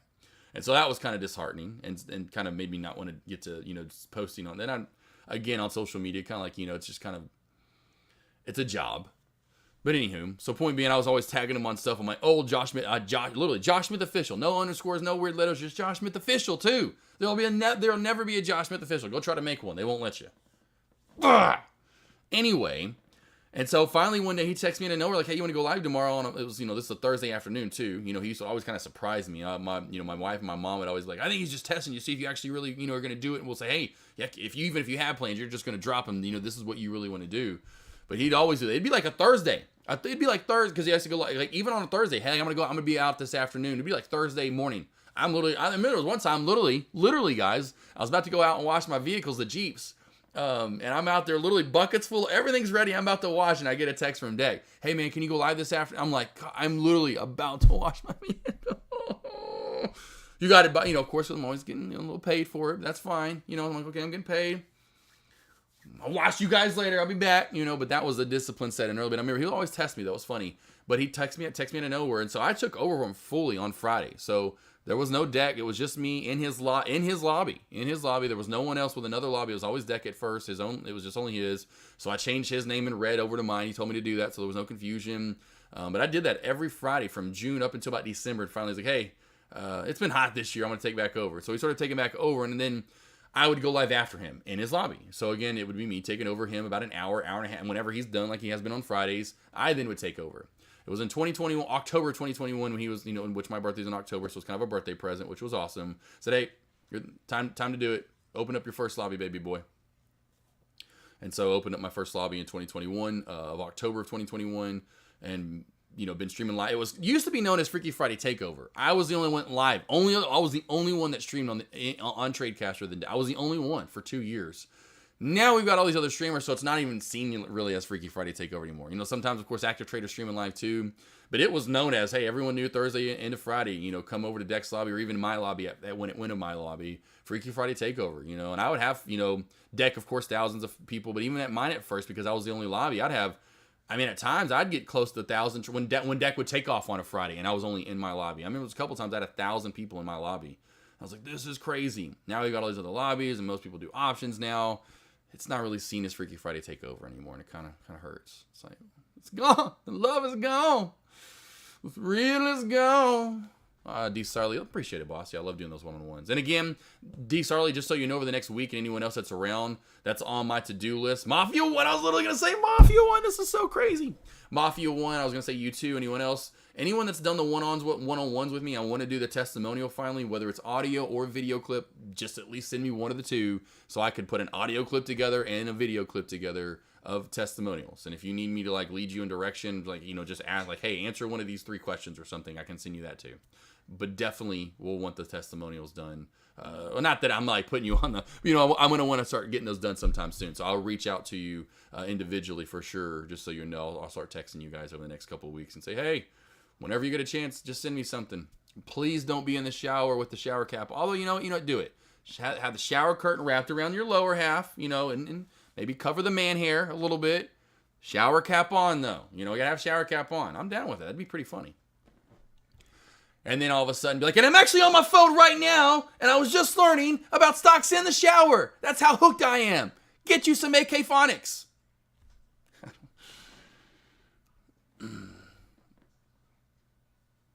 Let's see here. What else we got? Anything else? I'm sure I've caught up with everything. Let's see here. Love Chip PC. Yeah, PC gaming seemed to pick it back up again. Love Chip, it seems like it's gone back and forth. PC seemed like it was big there when kind of PS2 and Xbox right when those were kind of lulling out and before the new ones came out, and then it seems like consoles took over for a while, and now it really seems like it's kind of really seems like PC maybe even has it always has been big, but it seems like it's sometimes it definitely gets bigger than console gaming.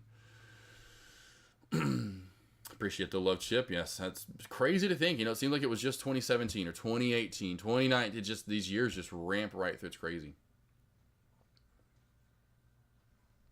Mafia 1 in that, folks. This is how a star is born. Tell you how stars are born, team. Nebulas in the sky. Black holes out in the vast, vast universe. But now stars are born with a lot of hard-ass work and determination. If you have a dream, stick to the dream. If maybe plan A with the dream doesn't work, plan B may work, plan C may work. It's not always going to be plan A right to the finish line. Sometimes you're going to have to maneuver, adapt, and adjust. As corny as movies are, like even Fast and Furious movies are, right? There are going to be times where plan A isn't going to work. We got just like Too Fast, Too Furious, right at the very end, where they're ejectocito, cousin, whatever. When they're ejecting the guys out and they realize the money isn't where it's supposed to be. It's not at the airstrip. They're going to a dock or whatever. And so I got to go to plan B. And then they're like, well, there is no plan B. All right, whatever. You get my point. Got to adapt and adjust, truly in life and what your goal and your plan is. And you got to keep pushing 100%. If you stop and you give up, you never will, find out what could have been. if you continue to push and give it your all. Now, maybe if you give it your all and you know you did and you've done everything possible, that's one thing. But I don't think anyone ever does that most of the time when they do give up. I don't think they give it their all. That's just my think. That's just my thought process. D-Star Mafia got it. Inverso. Yes, Inverso. So yeah, I'll give away the freebies, and I already have a question just so you guys know, and it's coming off this Fast and the Furious over the weekend. I think I remember seeing it back in the day. I don't want to give away any kind of clues because again, I don't want to give away any clues, but I do have a point being yes. I'm going to give away some freebies. I may do it this Friday because I was supposed to do it for Valentine's Day. I was supposed to do it Friday, and I kind of forgot all about it. A lot of other stuff was going on. So probably this Friday, since I'm, bacheloring it up this week all by my lonesome. Friday, possibly, if you come over, possibly. But it sounds good. I'll, give away at least 3 of those again. But I just give away one of my one-on-one. So, you can book 3 of those, 5 of those, 10 of those at a time, or just one of those at a time. That's usually what I give away is a free one-on-one. Yeah, one-on-one mentor. But again, some traders say, hey, I'm already doing pretty decent. I just want to trade live with you. Let's trade together. I want to get your thought process or ask you questions while stocks are moving. See you trade or get your thought process of stocks, while you're in a trade while they're moving. Love giving out those. And so you guys can get a little taste of what I do. And then that way, maybe if you want to come get more, you'll get more. Main thing is I want to give away something that way it's valuable. And it seems like a lot of people, like the other day I was going to try to give away money and someone would rather have a free one-on-one than money. Mafia 1, I'm only doing audio. Oh, come on, Mafia 1. You don't want to do like the whole you killed somebody or actually, no. You're part of a mafia that killed somebody and you're now out of the mafia and it's the deeper voice and you're sitting in a seat and it's all blacked out. You're just a shadow figure essentially sitting in a chair. And all I hear is Mafia 1 talking about AK47. Yes, it was at 10:47 on October the 23rd that me and AK had a session. He pulled out his pistol. I thought it was a pistol, but it was an AK-47, and he shot the whole place up. It was very scary. I left the Mafia the next day.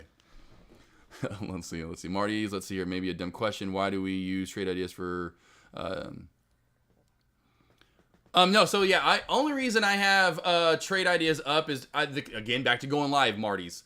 The continuation from debt. I even thought recently, and I may even really relatively soon, stop using it. And stop paying for it just because I don't really typically use it that much. And the reason I have it is the continuation from going live from deck, right? Taking over Freaky Friday Takeover.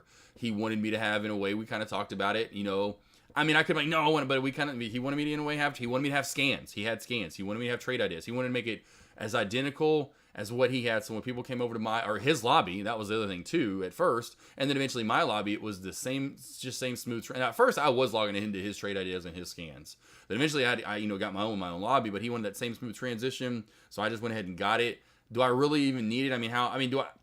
I pay for it, in the end I make the trades that I get off of it and use it and I make money off of it. But do I really technically need it? No. And now I don't use this for myself.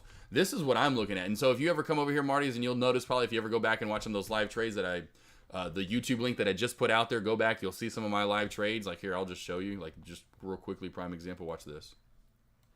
Guarantee the last trade that I did, you're going to see me looking right to the right the whole time. Let me get rid of my face. The combination of LB100 with inhibitors. See, I'm looking this way. I'm looking to my chart. Well, you can't see me because I took my head out. I took my head off. But I'm looking to the right. See how I'm looking this way? And you can see where I'm about to pull this back over to.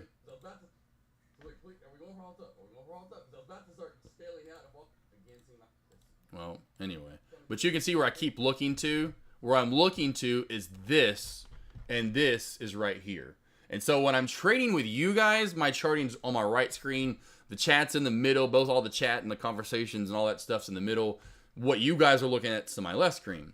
When I'm trading in the morning, my charting's all in front of me with this to the left. So I do have extra charting in case it's one of those days that I just see a lot going on. And I need more than, I want to look at a lot of charts that are pretty big.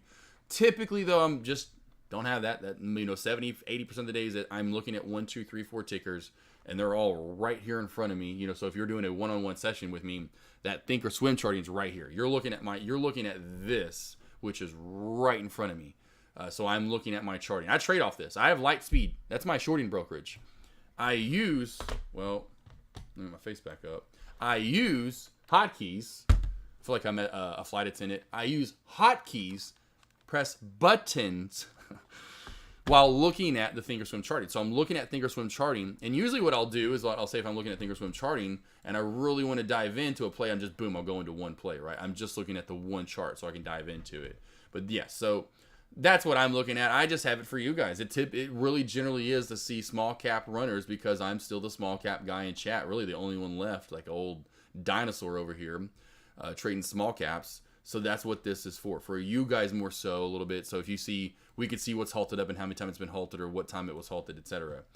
Just in case if we did forget about Sarah or IBIO or AMAM from whatever, we can go, oh, this stock's on mid-candle breakout. I forgot. It's a continuation play. Let's take a look at it. You know, oh, here, like every morning I come over, I definitely am using this going, what stocks are up today? You know, a penny stock gainers board. What stocks do I have up today that I know I can go through here overall? What has news? Why is it up? What's the float? What do I want to trade, right? Breakout scanner right here, right? So I'm using this to go, hey, oh, this is hitting, you know, breaking out. It's breaking out. It's breaking out. And of course, a lot of people love using that in along with this hand in hand, especially even just this alone, because it shows you the high. It's hit the high of day 24 times, right? So you can go to FWBI and go, man, this hit the high of day momentum scanner 24 times a day. So it's beneficial. It has its, uses. This is just more so for keeping it a lot like Dex. It's a little different than Dex. He does level 2. I keep a second chart up because to me, level 2 isn't helping out a lot of traders. Unless we're seeing plays halt left and right. I don't know. I still to this day kind of don't know why. Trading options, he's left the level 2 up instead of putting maybe an extra chart up. Is what it is. I don't really know why he's left it up, but that's just what he's going to do. He's kept it that way. I'm going to have a secondary chart. I like to see something else. Usually it's SPY because a lot of, again, back to you guys, like to look at the SPY. Now, if it's in the morning and I've got AMAM and this small cap, I'm looking at multiple small cap plays. I don't care about the SPY in the first 10, 15, 20, 30 minutes. I don't. I'm not looking at it. I want to see multiple small cap plays. That makes sense there, hopefully. Marty's, and not a dumb question, but that I definitely use it, but this is more so for chat and to keep it, the cohesion with deck. Amish. I lived in my car for 2 years so I could build my studio and make. Damn, did you really, Amish? It took 15 years to get my first made. There you go. Awesome, Amish. Dang, I didn't know you lived in your car for 2 years. You could have brought that up that one day you were crying to me. Out by the dumpster because I thought you lived in the dumpster. The first session we had, Amish was actually in a dumpster. I thought maybe he was crying. I was like, "What are you out of the dumpster, bro?" And he was out.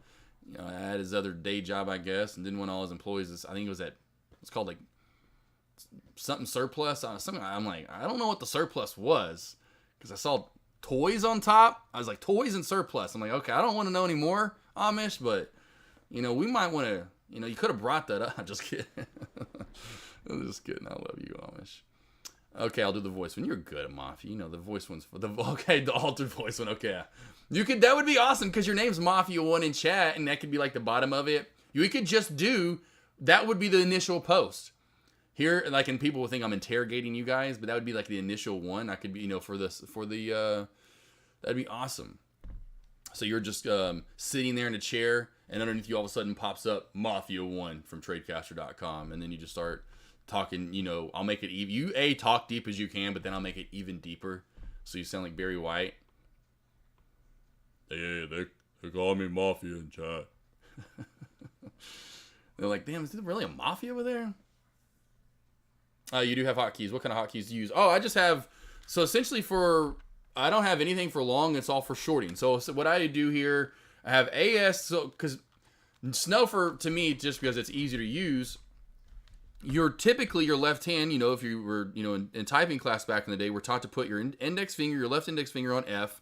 Moving down the line DSA, right? All the way with these 4 fingers. So ASDF are the keys that I use because my fingers are almost always affixated to go straight to that, especially just a comfort area. And so I have certain scale end zones above and below that, knowing that area ASDF are my scale ends to get in on the bid for a short. And then I have below it on the ask. Depends on how I like it. Some days I'll do both, how big the spread is if I want the ask or the bid. So then CXCF or CV, I can't even do this now. ZXCV. Those 3 letters are really throwing me off. ZXZV would be on the ask. Yeah, that's right. The ask, the bid. And then the top is just different layers. So then we have QWER. So essentially AS is getting in 1,000 or 500 shares on the bid. 500A, 1,000F. D, out 500, F, out 1,000. Right? So it's in order. 500 in, 1,000 in. 500 out, 1,000 out. So then above it, I go 2,000 and 4,000. Just in case I want to somehow get out, if I'm in bigger share size, if I want to get out faster, don't want to scale out smaller. So I have, A is out 500, S is out, or in. A is, let me go through this slowly, so you go. But A is in 500, S is in 1,000, D is out 500, F is out 1,000. Q, I am in 2,000, W, I'm in 4,000. E, I am out 2,000, R, I am out 4,000. Below it, Z, in 500 on the ask, X, in 1,000 on the ask, C, out 500 on the ask, V, out 1,000 on the ask. Whew. There you go.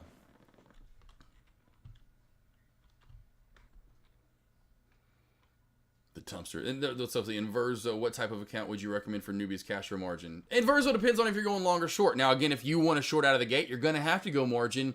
So you're going to have to, you're going to be under the PDT, going that every 3 trades. If you're under the PDT, so you get three trades every 3 days or every 5 days. I wish it was every 3 days. That is what it should be. But it's 3 days, 3 trades, I should say, every 5 days. Now, if you don't really care about shorting out of the gate, you just want to get charting down and get your long under your belt, right? Get longs in your belt, whether it's 1 or 2 long strategy, setup styles, whatever you want to call it, then stick with cash. There's no point to go margin. You'll get more trades in. You'll get more of that repetition. A lot of people don't like paper trading for whatever reason. Didn't bother me any because I didn't have a big account, so I was tired of going back and forth, losing some, winning some, losing some, winning some, then $1,000 lost, having to refund it, winning some, always saying it like, whatever, just never gain anything. And so, because I didn't figure out what I was doing. It wasn't until I really started tracking my trade and really wanted to take it seriously and said, okay, you're going to have to go over this day in, day out about what you're doing with your trades. And then think about the trades you take. Why are you taking this trade? What's the setup overall? Is that setup what's the quality of that setup? So I started diving in deeper in 2017 into 18 about my trading and what I was doing overall, especially obviously it started in August of 2017. But I would say cash, if you're not worried about shorting. If you're worried about shorting and want to, you're going to have to go margin. And so that kind of becomes really your big indicator overall of what the decision comes in. I would say out of the gate, you can do one or the other. I would say, at first, when I first started trading 2016, 17, when I first started learning about stocks, even back when I first found out August 2015, shorting was kind of seen as hey, this is kind of hard to do. I'd be careful doing this. Go long first. Shorting's harder. You're borrowing money. It wasn't until later on, now that I've even been doing it, that you realize, well, that's not really the case. I mean, yeah, it's, I guess, a little more supposedly risky. Maybe. Manage your own risk, so that just comes to you what you want to do. So I have some traders that are new that want to short. I'm like, okay, well, you're going to have to be on a margin account. You're going to have to, if you're not over the PDT, you're going to have to bite that bullet, which is fine to me because it really, to me, kind of really starts... You do start honing in on your trades. And to me, why I am a little bit more disciplined, like Ascension asked, and why I don't trade at lunch hours, because I'm done and getting my trades in the first 2-3 hours of the day. First 2 hours at most of the day. Usually first 30 minutes to the first hour and a half, I'm done. And all of it comes back to, I knew I had that time to get my one trade in, and that was it. I didn't ever over trade. I wasn't like, oh, I'm getting back in this. Only if I had all 3 trades for that day. I had 2 brokerages, by the way. So let's say if I had all 6, I started the day with all sides, 6 trades between my two brokerages that I had back then. Which at first was just, I set up two with Thinkorswim just to have 6 trades because I like to go long, didn't care about shorting, loved the charting, stayed with Thinkorswim. And so even at that point, I didn't trade twice in a day. I mean, I would say probably 99 I'll just call it 99 to 98% of the trades. I mean, a point being there was maybe once or twice I traded multiple times in the same day. But usually I got my one trade, wait for that setup. Where's the profitability zone? Where's the big bounce at in that profitability zone? Wait for a push, wait. Okay, it's got the mob. Here's a profitability, then take the trade.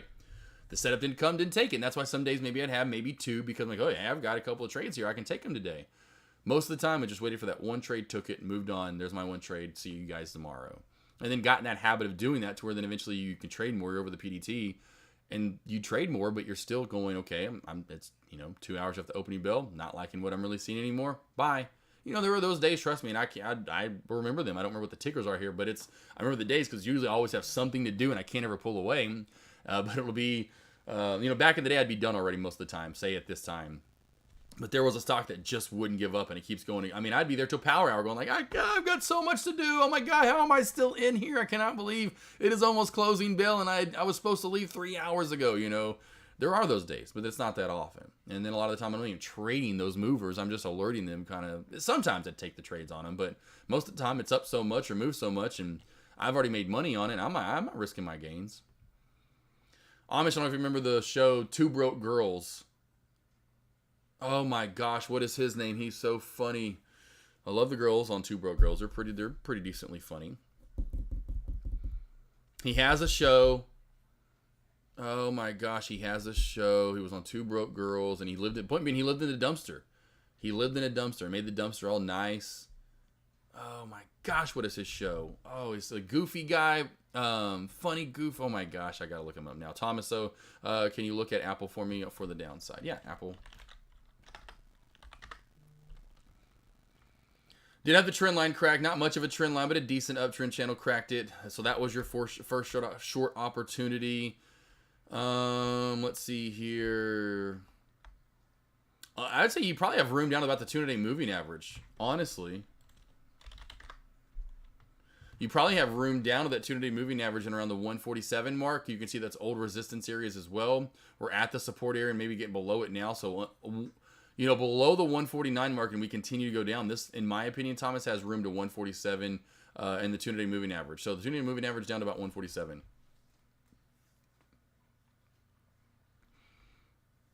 Snow, yes, I created my own hotkeys. Yeah, I just kind of set it up myself to what I thought would be and what I'd use. And to me, comfort. I wanted them to be in the area that I know I'd use them at, so I just set them up in the area that I wanted to use them at. I'm currently trading no volume. Yeah, that happens in Verzo. It's awesome, boss. I understand it. That's why we're TKRA long. It's going. Let's go TKRA. We got a little move on TKR. Nice little U shape overall. Watch for pre-market resistance. We're running up to some more of it. That 35-cent mark coming up here soon. So TRKA.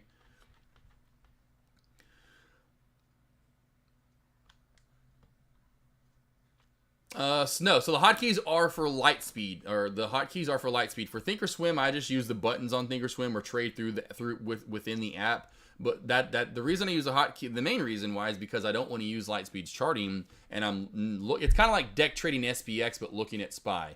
I'm looking at Thinkorswim charting, but using the hotkeys to go in short on light speed.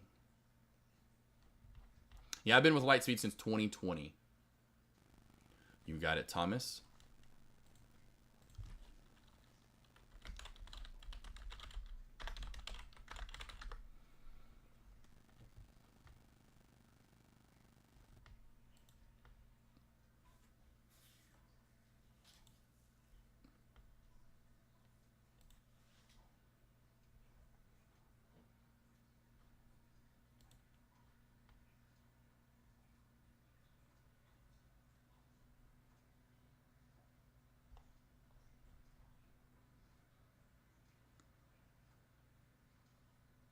Was he only in 8 episodes? That's crazy.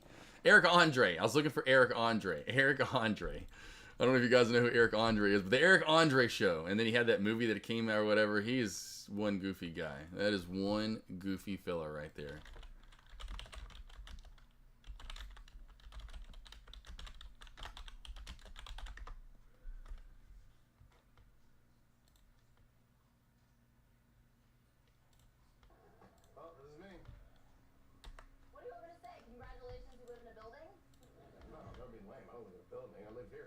This is Amish, guys. This is Amish's house. It's a dumpster.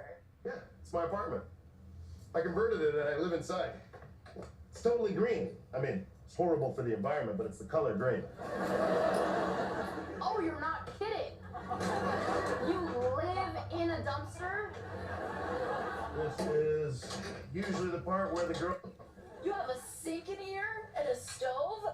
Is it heated in here? Did you teach the rats to shovel coal into the engine? Yes, but there's also solar panels on the roof. And a microwave. And a microwave. I like him. It's got this show had a lot of stars. It had Jennifer Coolidge on it, Garrett Morris from used to be on Saturday Night Live. But yeah, Matthew. Well, but Matthew Moyes another. It wasn't him. Oh, Eric Andre. That guy is a handful.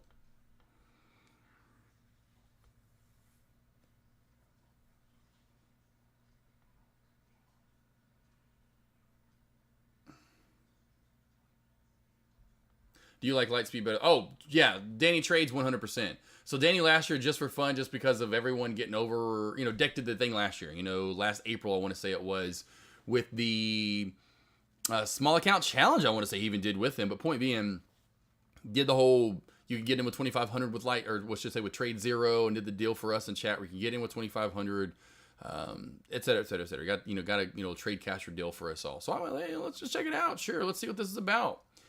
Yeah, just terrible. My feels, the lag, the platform shuts down on you. I don't want to bring up Amish's horror story, but it's like my horror story for stock trading, or one of the horror stories I do have. Essentially, the platform can just shut down on you while you're in a trade, or secondarily, you can't get out of a trade even though the platform isn't shut down. It's open. You just can't get out. Yeah, just one of those things I'd be careful with. I would 100% go Lightspeed over Trade Zero. Now, Lightspeed, you'll pay more fees if you trade more. Now, say if you'll probably pay more a little bit more fees overall. The locate fees are about the same. It seems like I've noticed, at least when I was going back and forth for a few months, there wasn't much of a difference. Some days, Trade Zero is cheaper. Some days, Lightspeed was cheaper. Lightspeed's brokerage, the platform itself is going to be more expensive. But overall, it's not going to shut down on you. You don't have to be worried about being stuck in a trade. You don't have to worry about your fills being laggy or, oh, wow, I should have gotten filled 20 cents ago. That's just the main difference, where if it comes to trading, I'd rather spend more money making sure I had the better brokerage versus, okay, I'm not going to spend as much, and then, okay, I'm going to pay for it now.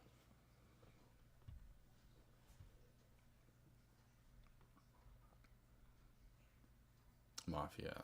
Love the Eric Andre show. That is so funny. Mafia, Mafia, we need to have a couple old brewskis together. You just seem like a good, it seems like somewhat, Mafia, you like Eric Andre show? What? You've heard of Eric Andre? Figured that'd be just a little too out of your taste, mister. That a little too foul for you. But hey, if you like, if you're, oh my gosh, I always go mind blank during lunch hours, I swear. Oh man, Mafia 1. Who are your boys from? You look like you get hang your brothers with them. I don't know why Lilo and Stitch is my name.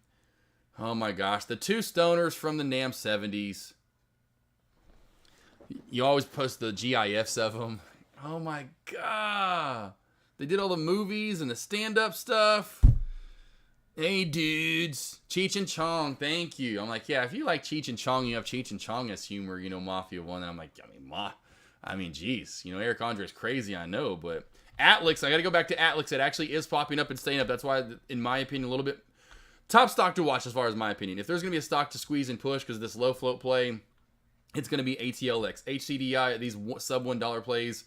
That's nice. TKRA is moving up a little bit, but the float's 35 million. It's got pre-market resistance overall. Atlix is at high of day overall at this moment, and it's the third top stock on the gainers board. So traders are really gonna start noticing it.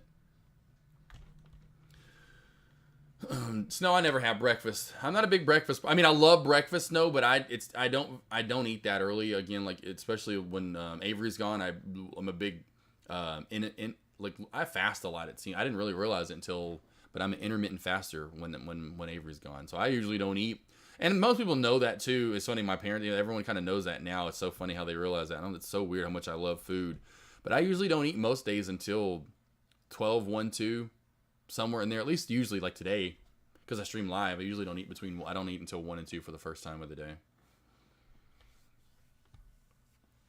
And I'm not hungry. So yeah, I'm not hungry. That's the one good thing. Yeah, I've kind of trained my body to where I don't eat till this time. So, but yeah, if I'm hangry or if I am hungry, oh dude, yeah, I'm in shutdown mode. I can't do anything else. I'm like, feed me, Seymour.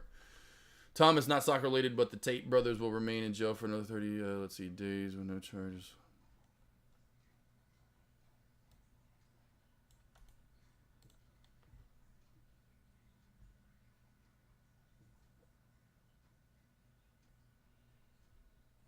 So long. I remember me and Avery used to watch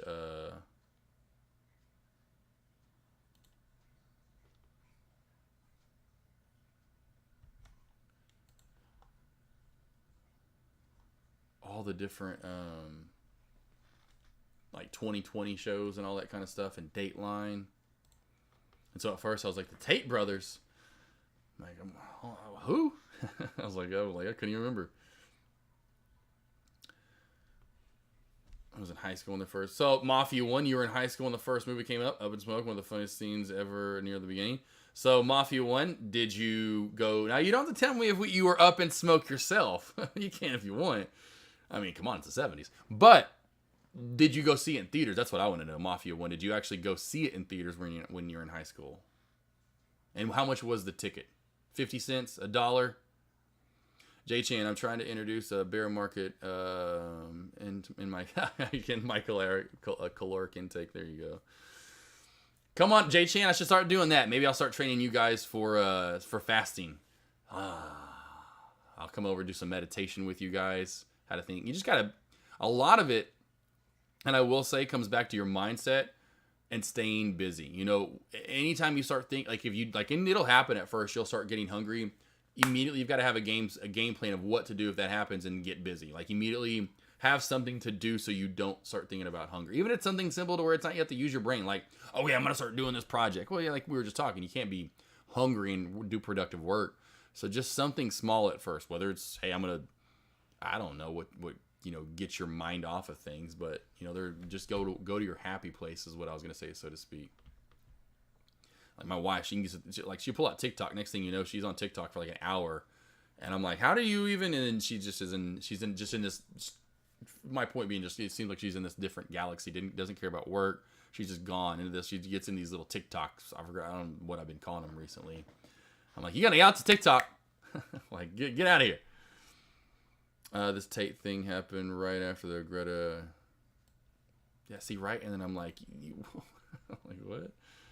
I don't even know who's Greta. Who the hell's Greta? I'm telling you guys, I live in a shell. I promise you, I do not care. I don't care about what happens out in the public anymore. I used to. I mean, kind of with the 2020 Dateline stuff, but I have no idea. I'm just like, I don't. It's just too much bullshit drama.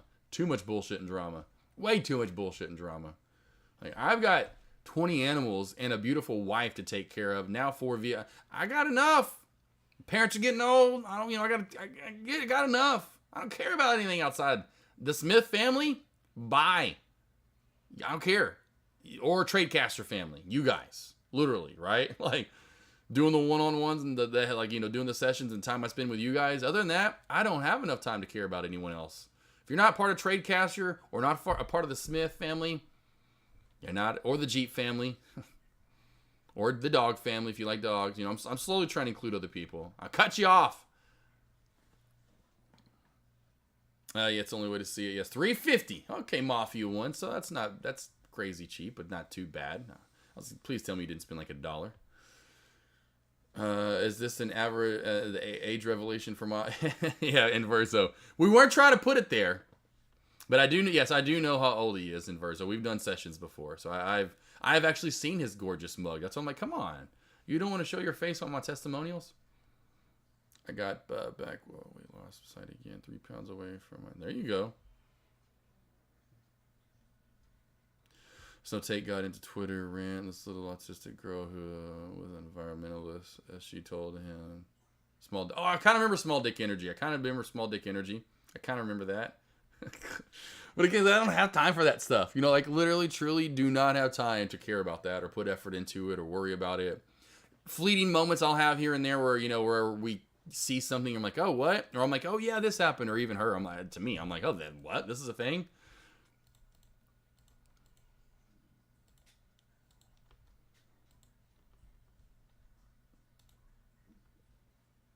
I kind of remember her now. The Greta and the environmentalist movement thingamajigger. I kind of remember her now once you said the environmentalist thing. I do remember it now. Well, nobody. She hasn't ran into Thanos yet. So Thanos, you know, maybe when Thanos comes around and he snaps his fingers. I'm just kidding. That is so funny though. I'm like, who's this girl?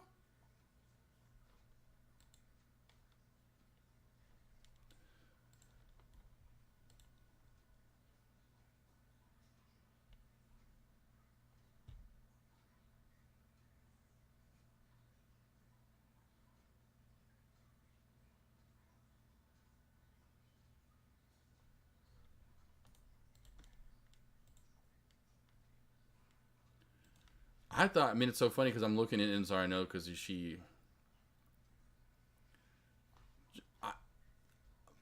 I'm sorry, but this girl's 20? Is this like Little League World Series? This girl ain't 20. This girl's like 12 or 10. That's what I'm like, does she have like the Milanakis, whatever his name, Andy Milanakis thingamajigger? Milanakis, whatever his last name, Andy Milanakis. I don't know if you remember that guy, funny guy. Age is different. All right, Mark. All right, Mark. There's the first one. Mark, we can't have that one in chat, Mark. Come on, Mark. Come on, Mark. We can't be saying that in chat now. But I'm like, hold on, she's 20? There ain't no way that girl's 20. She was born in 2003. I was like, that is nuts. I'm like, Andy Milanakis. That's his last name, Milanakis. That dude had a funny show back in the day. I don't know if you guys remember Andy Milanakis, the Andy Milanakis show. Again, another back to TikToks. My wife follows him on TikTok, and she'll show me his TikToks every once in a while. Still pulling the same shenanigans.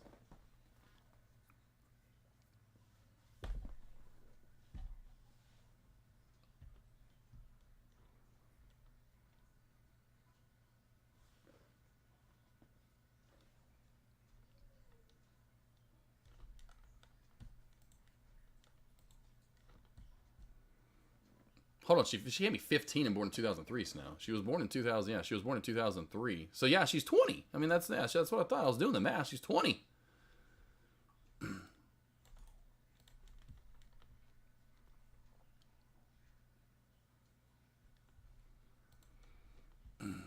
She has Asperger. I know that, but I mean, that doesn't affect the way you look, though, does it? Like Andy Milanakis. Y'all don't know if you guys know who Andy Milanakis. I'm surprised you don't know who this is. Mafia 1.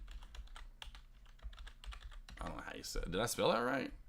I think actually, oh, I got so close to spelling that right. It's an O instead of an A. But Andy Milanakis. See, like this guy, he was born in 76. Look at this cat. Look at this cat.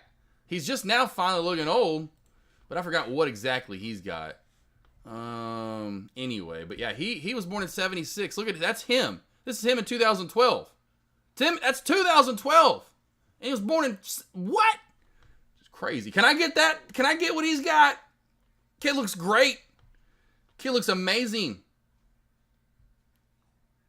Anyway. Yeah, I'm like, yeah, I need this guy. I need whatever. I forgot what he's got something too. I forgot what exactly he's got, but he looks super duper young. But yeah, the Andy Milanakis show, it used to be on MTV. Kid is hilarious too. Got it going on. He's hilarious. And he ages like Benjamin or whatever. I don't know, Benjamin Button's the opposite, but whatever.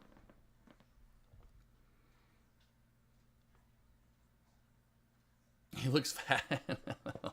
He is that, unfortunately. But he I don't know what it is where it's some kind of mutation into like where he ages. But yeah, he just now literally at, I mean, whatever age he is, born in 76. So I mean, you get my point. That's 50 years. Dude's like, that's crazy to think.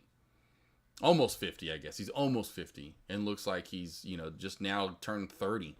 Like what? I need but you see people like that age, there's just random people regardless, even if they don't have I forgot what he's got, but it's called something. But there are people that age really crazy. Like, let me look at Morgan Freeman. I don't think Morgan Freeman's I think he literally has been the same since 1992. I don't think Morgan Freeman has changed since 92. I guess he was bit by a vampire or something. He's just living the good life. Drinking blood every day.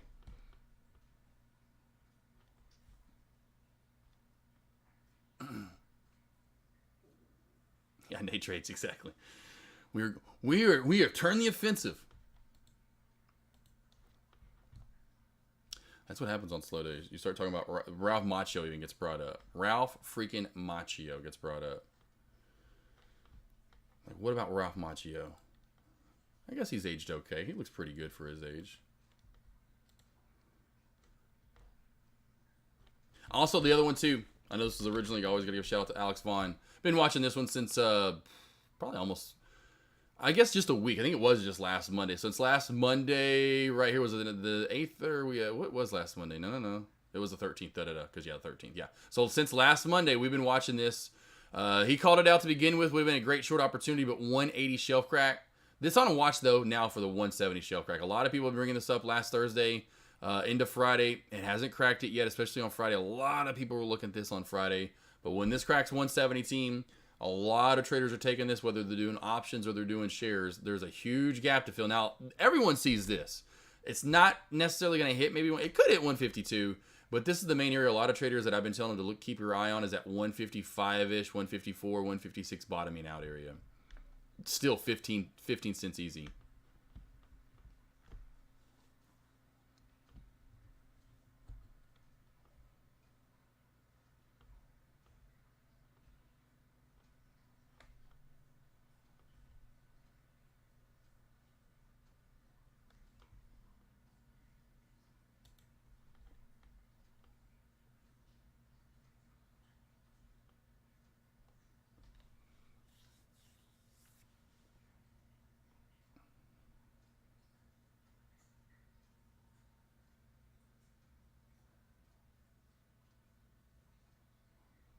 That's crazy. This is just a stat. Reading between that rainbow bends. Between USA and Russia, the two of them hold nearly, so even if it's 85, but I'm sure it's between 85 and almost 90, but holds nearly 90% of the world's nuclear warheads. Enough to destroy the planet many times over. That's always the thing I want to hear, you know? We have not only between the two of us, which is just never that great. I mean, not that you'd want to just have it all spread out. What does it matter either way? But the last part, enough to destroy the planet many times over. Exactly what I want to hear.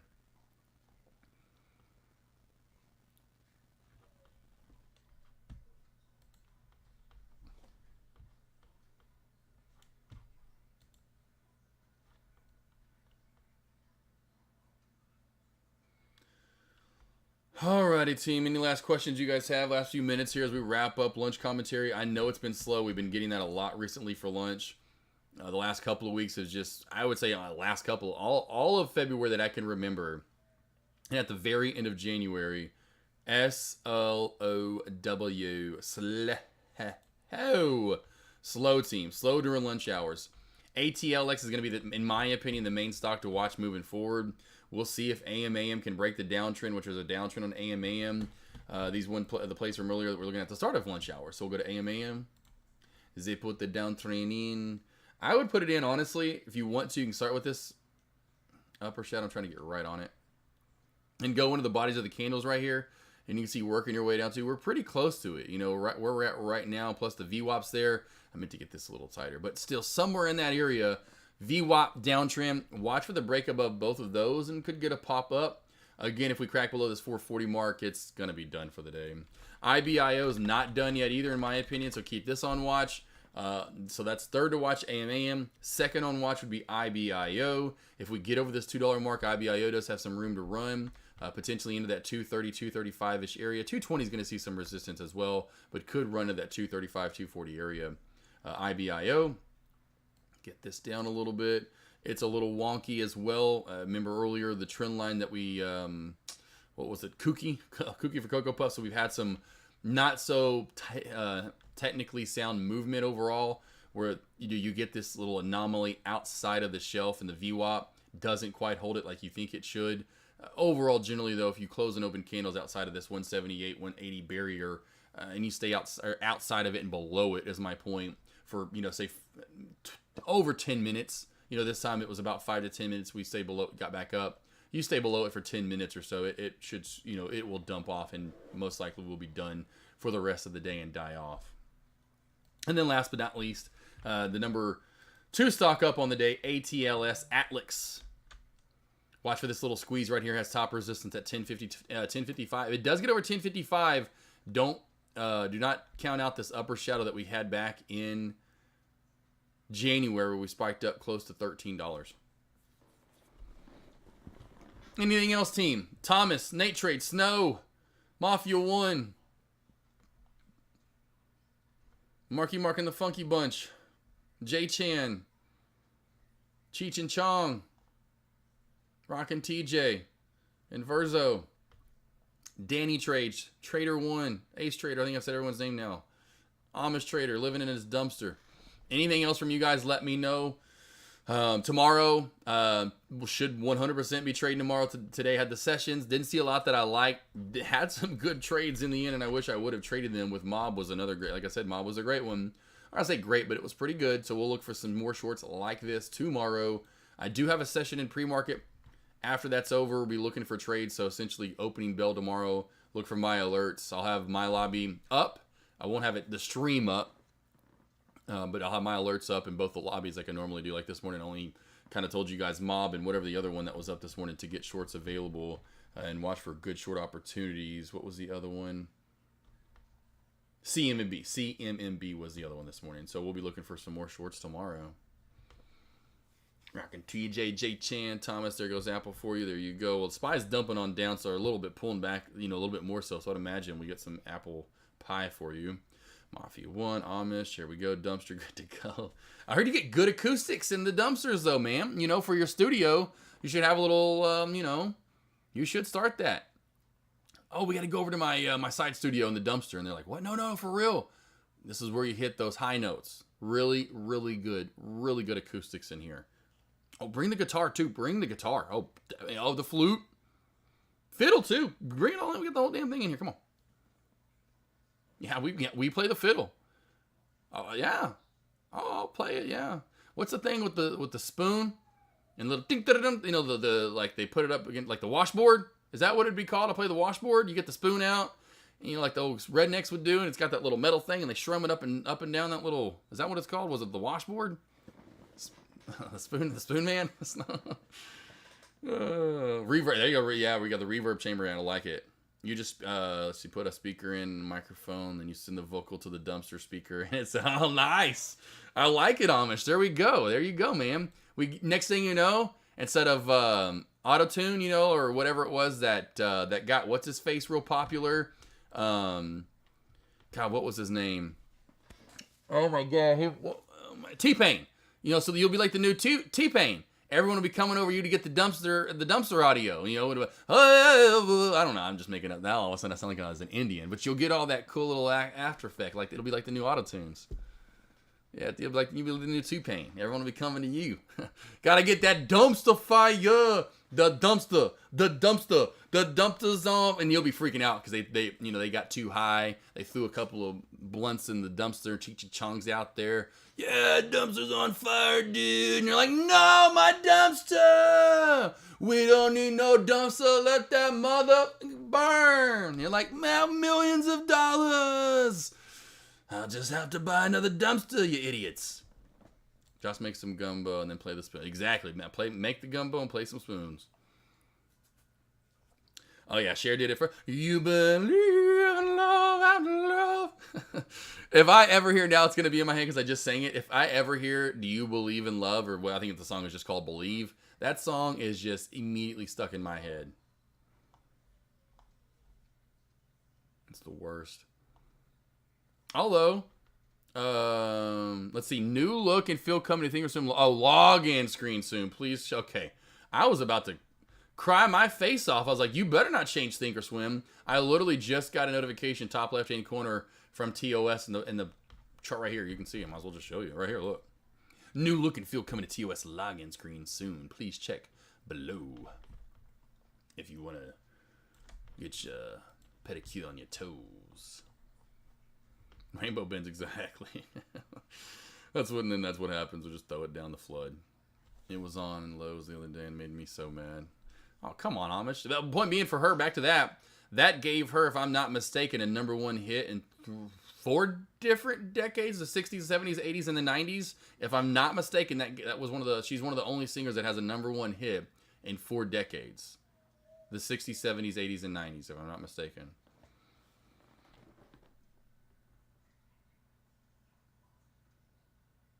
Ethan, you just got that too, yeah. So I want to see what that ends up being like.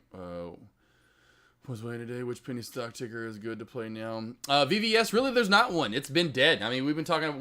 If you just walked in, we're talking about auto tunes and share. That shows you how slow it's been since I took over.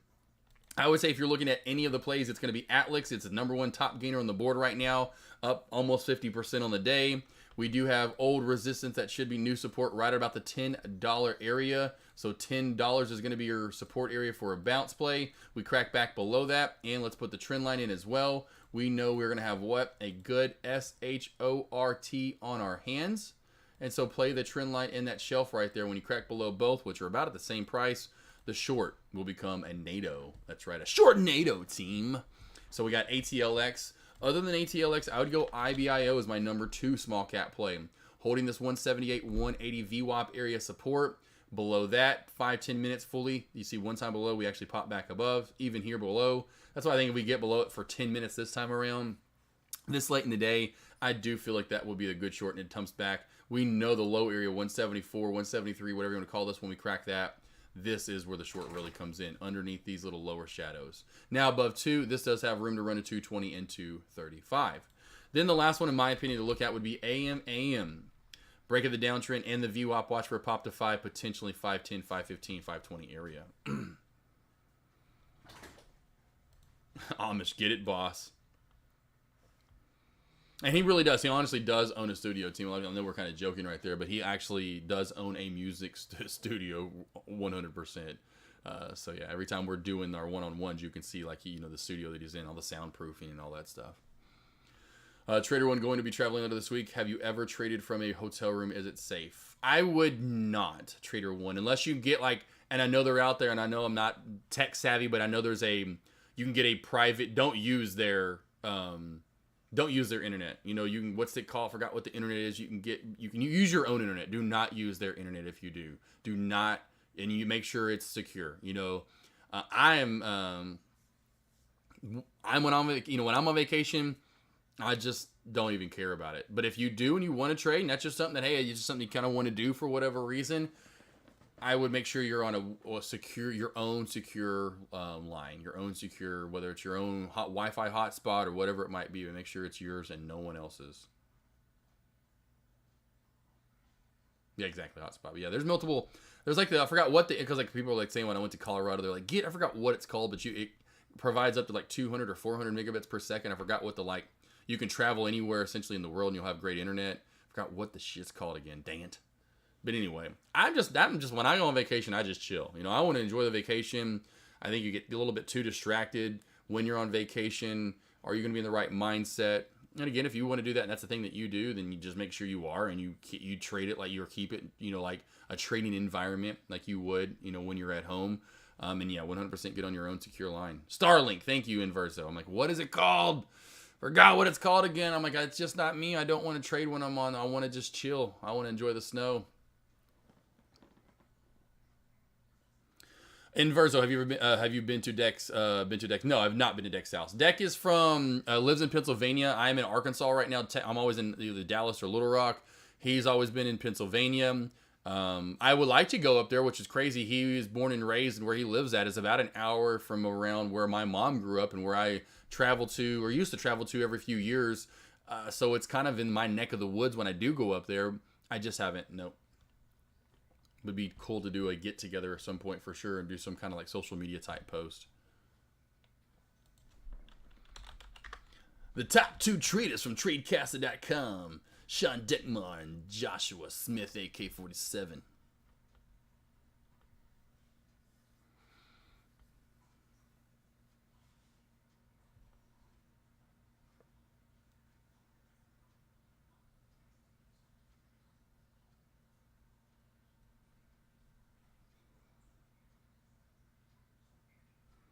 Yeah, Mafia 1, when I was just saying the same thing Snow was thinking, when it says when someone on a computer, when that thing, maybe it was like a quick little window that pops up, the rest of everything else gets like kind of like blurred out, and it has a small window that pops up, and you hear a ding, and it says Thinkorswim wants to access your computer. Usually it's some sort of download or update that they're wanting to do or is doing that, that's what I would think it would be.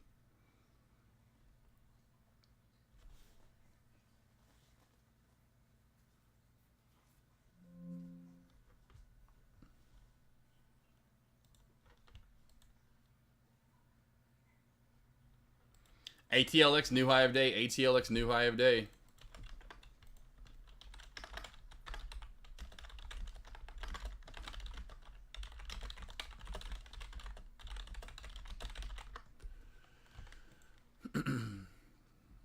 You got it, Mafia.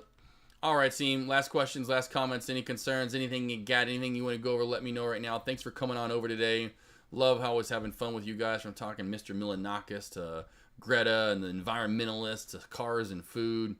3-day weekend, Fast and Furious, me sobbing over Paul Walker.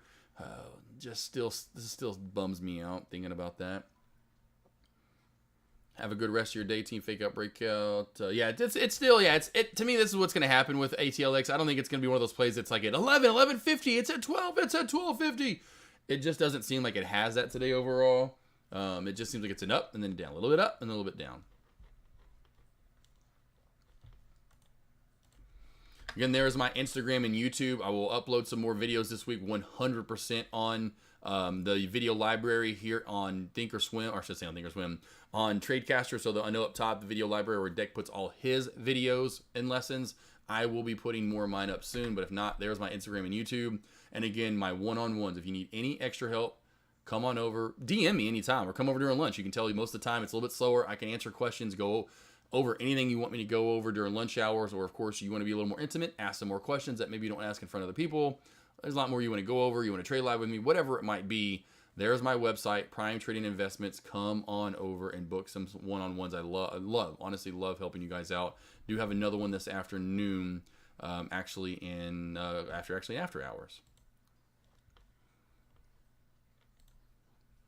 Yeah, we got the markets tanking today, team. Alrighty, Inverso, nice to see you in chat. I like the name Inverso. Almost was kind of like a Lamborghini, or I should say Ferrari Enzo and a Lamborghini. It's like you're combining a Lambo and a Ferrari together and created the Inverso. Mafia 1. Rest of you guys, Snow, have a good rest of your day. Trader 1, Amish, VVS, Ethan, Rainbow Bench for coming on over. Jay Chan. Have a good rest of your day, team. Watch for my alerts in the morning. Until then, Lost Boys, Lost Girls. It is time. It's now time for me to finally eat some food. Here you go. Time to get a little lunch in. ATLX, new high of day. Again, watch for pop and drops as it moves up the trend line. Lost Girls, see you back here tomorrow. Let's get in 3, 2, 1. Bangarang!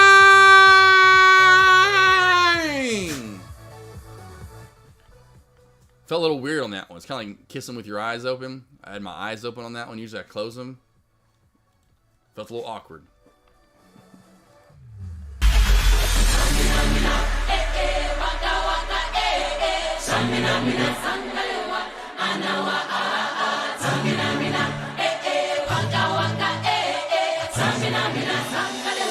This time for Africa, you're a good soldier, choosing your battle. Pick yourself up and dust yourself off and back in the saddle. You're on the front line, everyone's watching. You know it's serious, we're getting closer, this isn't over. If it feels right and in from my heart, if you feel like it, take me away and make it okay. I swear I'll behave. Let's go to the beach, eat, let's go get a wave. They say what they gonna say. Have a drink, clink, found a Bud Light. Bad bitches like me, it's hard to come by. The Patron, let's go get it down. The sound, yes I'm in the zone. Is it 2, 3? Leave a good tip. I'ma blow all of my money and don't give two shits. On the floor, I love to dance, so give me more, till I can't stand. Get on the floor, like it's your last chance. If you want more, then here I am. Starships were meant to fly, hands up and touch the sky. Can't stop 'cause we're so high. Let's do this one more time.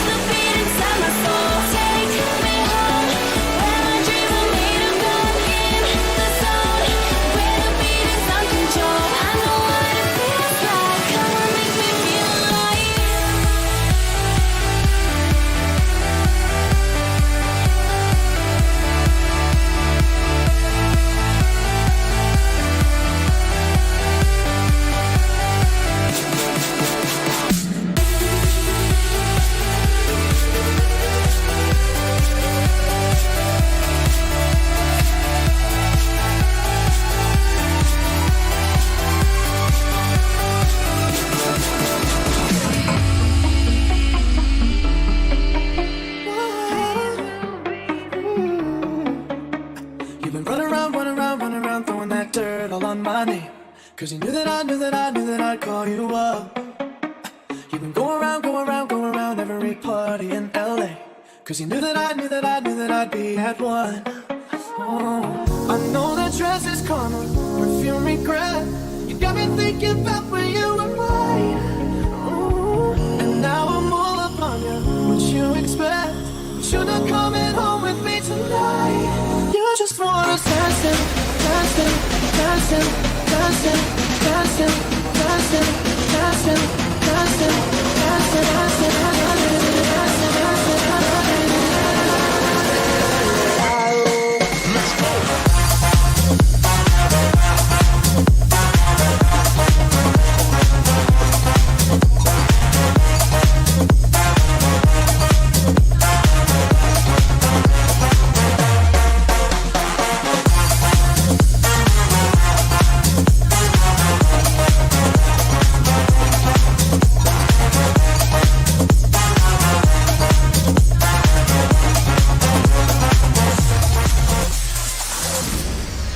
I used to believe we were burning on the edge of something beautiful, something beautiful.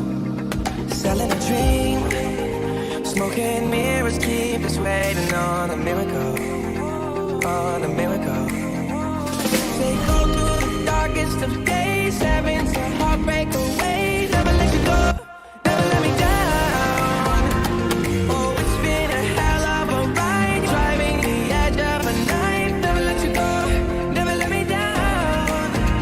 Don't you give up, nah, nah, nah. I won't give up, nah, nah, nah. Let me love you, let me love you. Don't you give up, nah, nah, nah. I won't give up, nah, nah, nah. Let me love you, let me love you.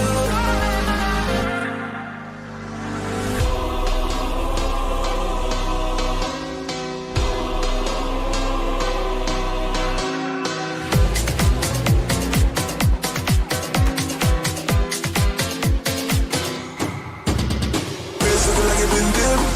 Dipping that, dipping that, dipping that. Script looking like it been flipped. Flipping that, flipping that, flipping that. Pull up in that for my God. Whole squad getting that. Please say it ain't true. Had to go and cop to it. No, we can't get that. Wild ones, let me fresh out the cage. Showtime, baby, fresh off the stage. Bad little mama, fresh off the page. Fly like you know, but you know that you late. But you know no better. But you know no better.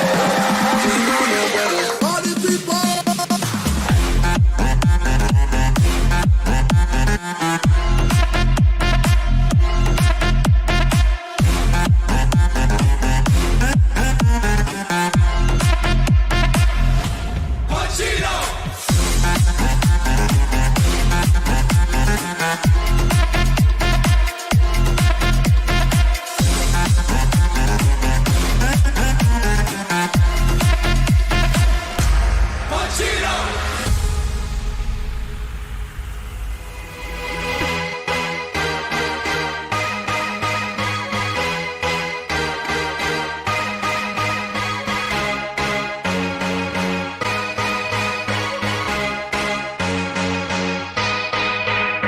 Something in you lit up heaven in me.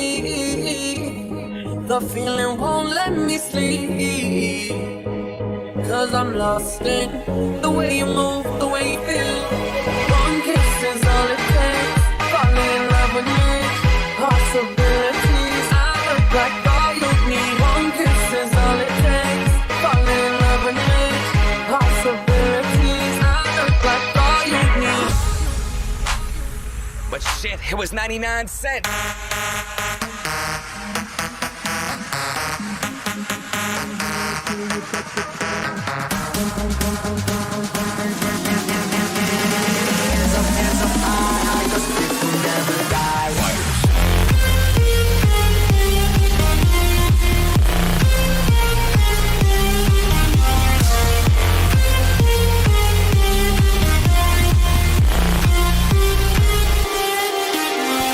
I can feel your love.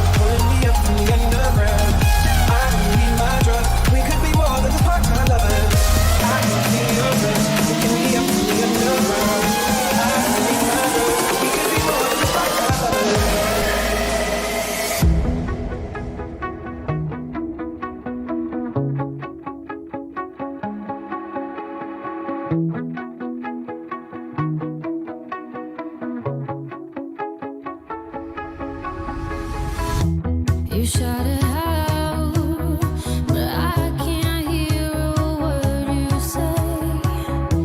I'm talking loud, not saying much. I'm criticized, but how your bullets ricochet. Shoot me down, but I get up. I'm bulletproof, nothing to lose. Far away, ricochet. You take your aim. Far away.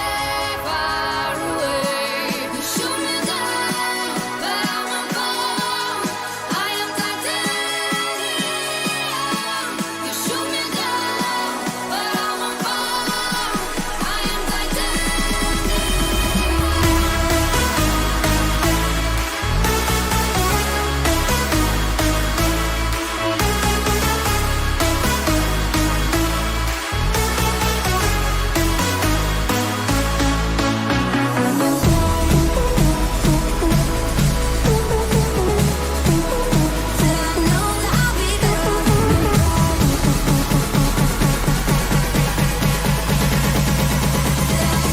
I'll be better when you're gone.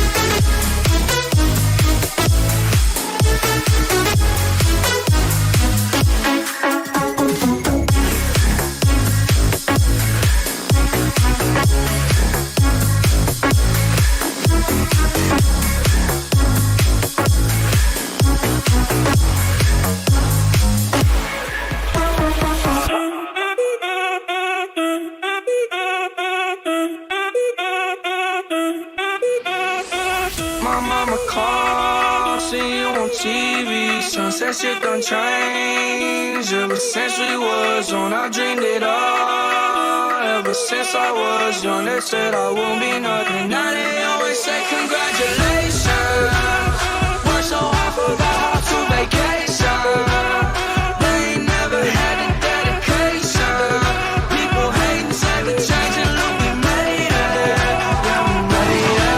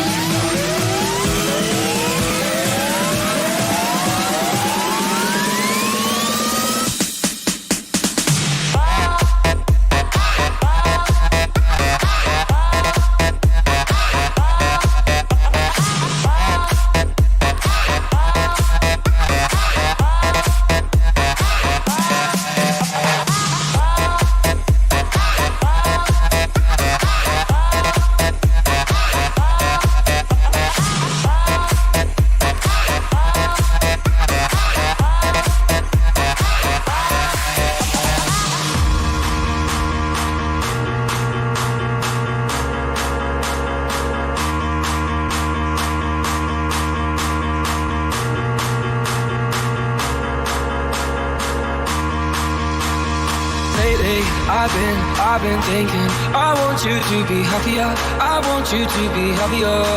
When the morning comes and we see what we've become, in the cold light of day we're a flame in the wind, not the fire that we begun. Every argument, every word we can't take back, cause with all that has happened I think that we both know the way that the story ends. Then only for a minute I want to change my mind, cause this just don't feel right to me. I wanna raise your spirits, I want to see you smile, but no, that means I'll have to leave. Lately, I've been thinking, I want you to be happier, I